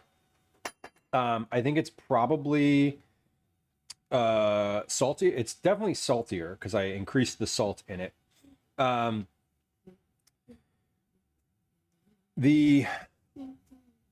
It's saltier, and I think it's a little bit softer. I added more butter to it. Here, have that piece. I added more butter than the original. So I think it's a little softer, a little like greasier, for lack of a better term. I'll see. Okay, that's pretty good. Cal, which one do you think you like better? I have a preference. Why do you like that one better?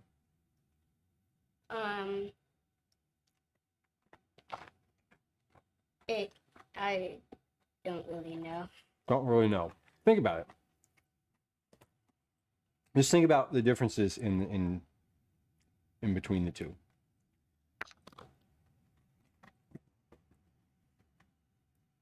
Taste and texture are the biggest. These are the same exact batter on both of these, but I have a preference. I definitely have a preference. I'm curious what your preference is. And then once you tell me, once you give me a reason why, I will articulate mine. Pretty good. I think that I like this one more because it's like it feels fluffier. Okay. I don't know why. Well, no, feels fluffier, like, is a perfectly reasonable thing to say about a baked good. Okay. Just the thing, here's the thing about saying food commentary, right? You can just say it. Just say something and you're not going to be wrong, right? Like people who taste wine are like, ooh, it tastes a bit like, like burning tires. I'm getting burning tires and like cut grass, right? Like, what the fuck? What do you mean? Like, but when you say it's softer, like I know as someone who also ate it, what you're talking about, right? Cut grass. Love the smell of cut grass, honestly. Same. Like, definitely love the smell of cut grass. Burning tires, we're good. But you can just say stuff. Like, you don't need to think that you need to say something specific or sound a specific way. Just like permission granted to say some weird shit when you're talking about the experience of food. Because it is a variety of experiences like taste, smell, texture, visual appearance. I personally like this one better than the loaf because the bottom of this one was less crispy. The loaf, what happened with the loaf, in order to cook all the way through to the center, it needed to cook for longer. So the outside got crispier, right? The bottom of this loaf had a little bit of like overdone sort of burnt taste to it, but the inside was not burnt tires, just burnt bread. But the inside was perfect. So to me, I like this better because it cooked all the way through, but it didn't overcook the bottom. So it still has that nice, like, you ever get a sheet cake at the grocery store and you pick up a piece and there's like that little bit left on the bottom? Like, there's like a little teeny layer of like the cake that sort of peels off right on the bottom. This has that. It's sticky on the bottom, but it's all the way done inside. So to me, this is better. This is a better cook for this batter because it's not the bottom is softer. That's it. Like, that's why I like this one better. They taste exactly the same, but texture, well, the taste of the bottom of the loaf is a little bit more burnt like, but the taste generally in sort of in the overall is no different. And that's why we did the same batter in both of those. I don't want a lot of bread pudding. Mrs. Syntax says, people never understand me when I say I absolutely hate goat cheese because every goat cheese I ever tried, ones that were also told to be very mild, tastes like how goats and a goat's pen and poo smells. 100%. And if you have those two things tied together in your mind, they're not going to get untethered. It's just like that's how it is. Goat cheese is gamey. It is. It's the same sort of reason I didn't like lamb for a long time. I just didn't. It had like cottage cheese because it's too grainy. Calvin says he doesn't like cottage cheese because it's too grainy. Like we made whipped cream Valid. with a bunch of creamy stuff at camp, and then like a little bit of cottage cheese, and it was not creamy at all. It was like grainy because there was a little bit of cottage cheese. Also, Mrs. Syntax, hello. Can't get over it. Totally. And you don't need to. There's plenty of other cheeses. Don't get over it. Stay mad. It's fine. Okay, this is the bread pudding. This is the bread pudding. I'm gonna put a little bit of this in a bowl. You want less than this. Yeah, because I'm kind of full from that. Kind of full, he says. Kind of full. Kind of full from 17 pieces of cake. No surprise there. Is that good? Yeah. Okay, that's good. That's good. That's Could how I I have feel a about little ricotta. less than that? Have you have that less than possible? that? Is it possible to have less? Yeah. Here's what I always want. I want you to take what you're going to eat and eat what you take. So if you want to put less on your plate before you dig in, totally fine. Now this is also dessert, so like whatever. Enjoy. This is my dessert. Can you get me a little utensil out of there too? I'll take a fork, please. Well, there. So, yes. Woman says, random question, use the same camera for both the horizontal and the vertical stream. I do. It is the same camera. It's actually the same. It's the same video feed. I use a AITUM vertical, AITUM, which just creates a new scene. It creates new scenes out of the same sources. Tex, welcome in. This is bread pudding. How damn that's good.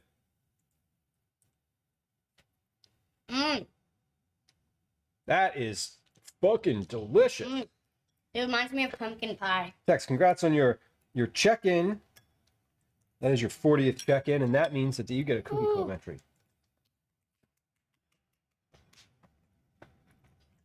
Oh, this could not be any better. Bread pudding made with cake? Shut up.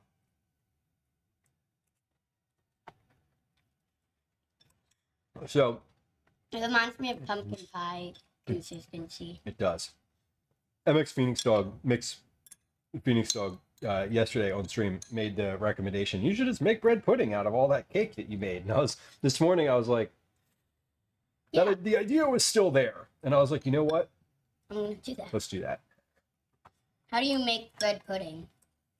Bread pudding is made with milk and eggs whipped up, and you add you add sugar, milk, eggs. You whip all of that together. You add cinnamon, and you pour that over all of this bread, and then you bake it.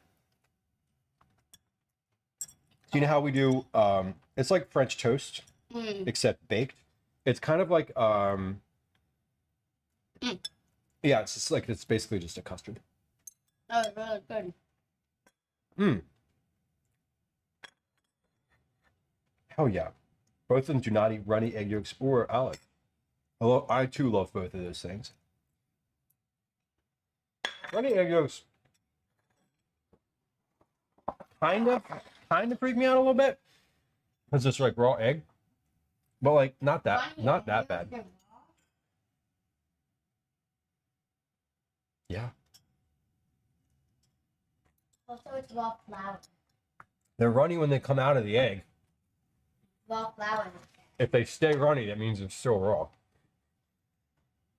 Calvin says it's raw flour that you need to worry about. Okay. It is. I mean, it is, right? It's not actually the egg. He says it's not actually the egg. Listen, it could be both. I don't Yes. know. That's Okay. what they taught me at my professional cooking camp. Okay. I still don't love raw egg. You're allowed to just not Dad, like is a this thing. a drop-off thing? A or is drop-off it thing? You're staying. Well, I mean, I'm going to stay there to see what they say. I have to like give them feedback about what is going on with him. Why?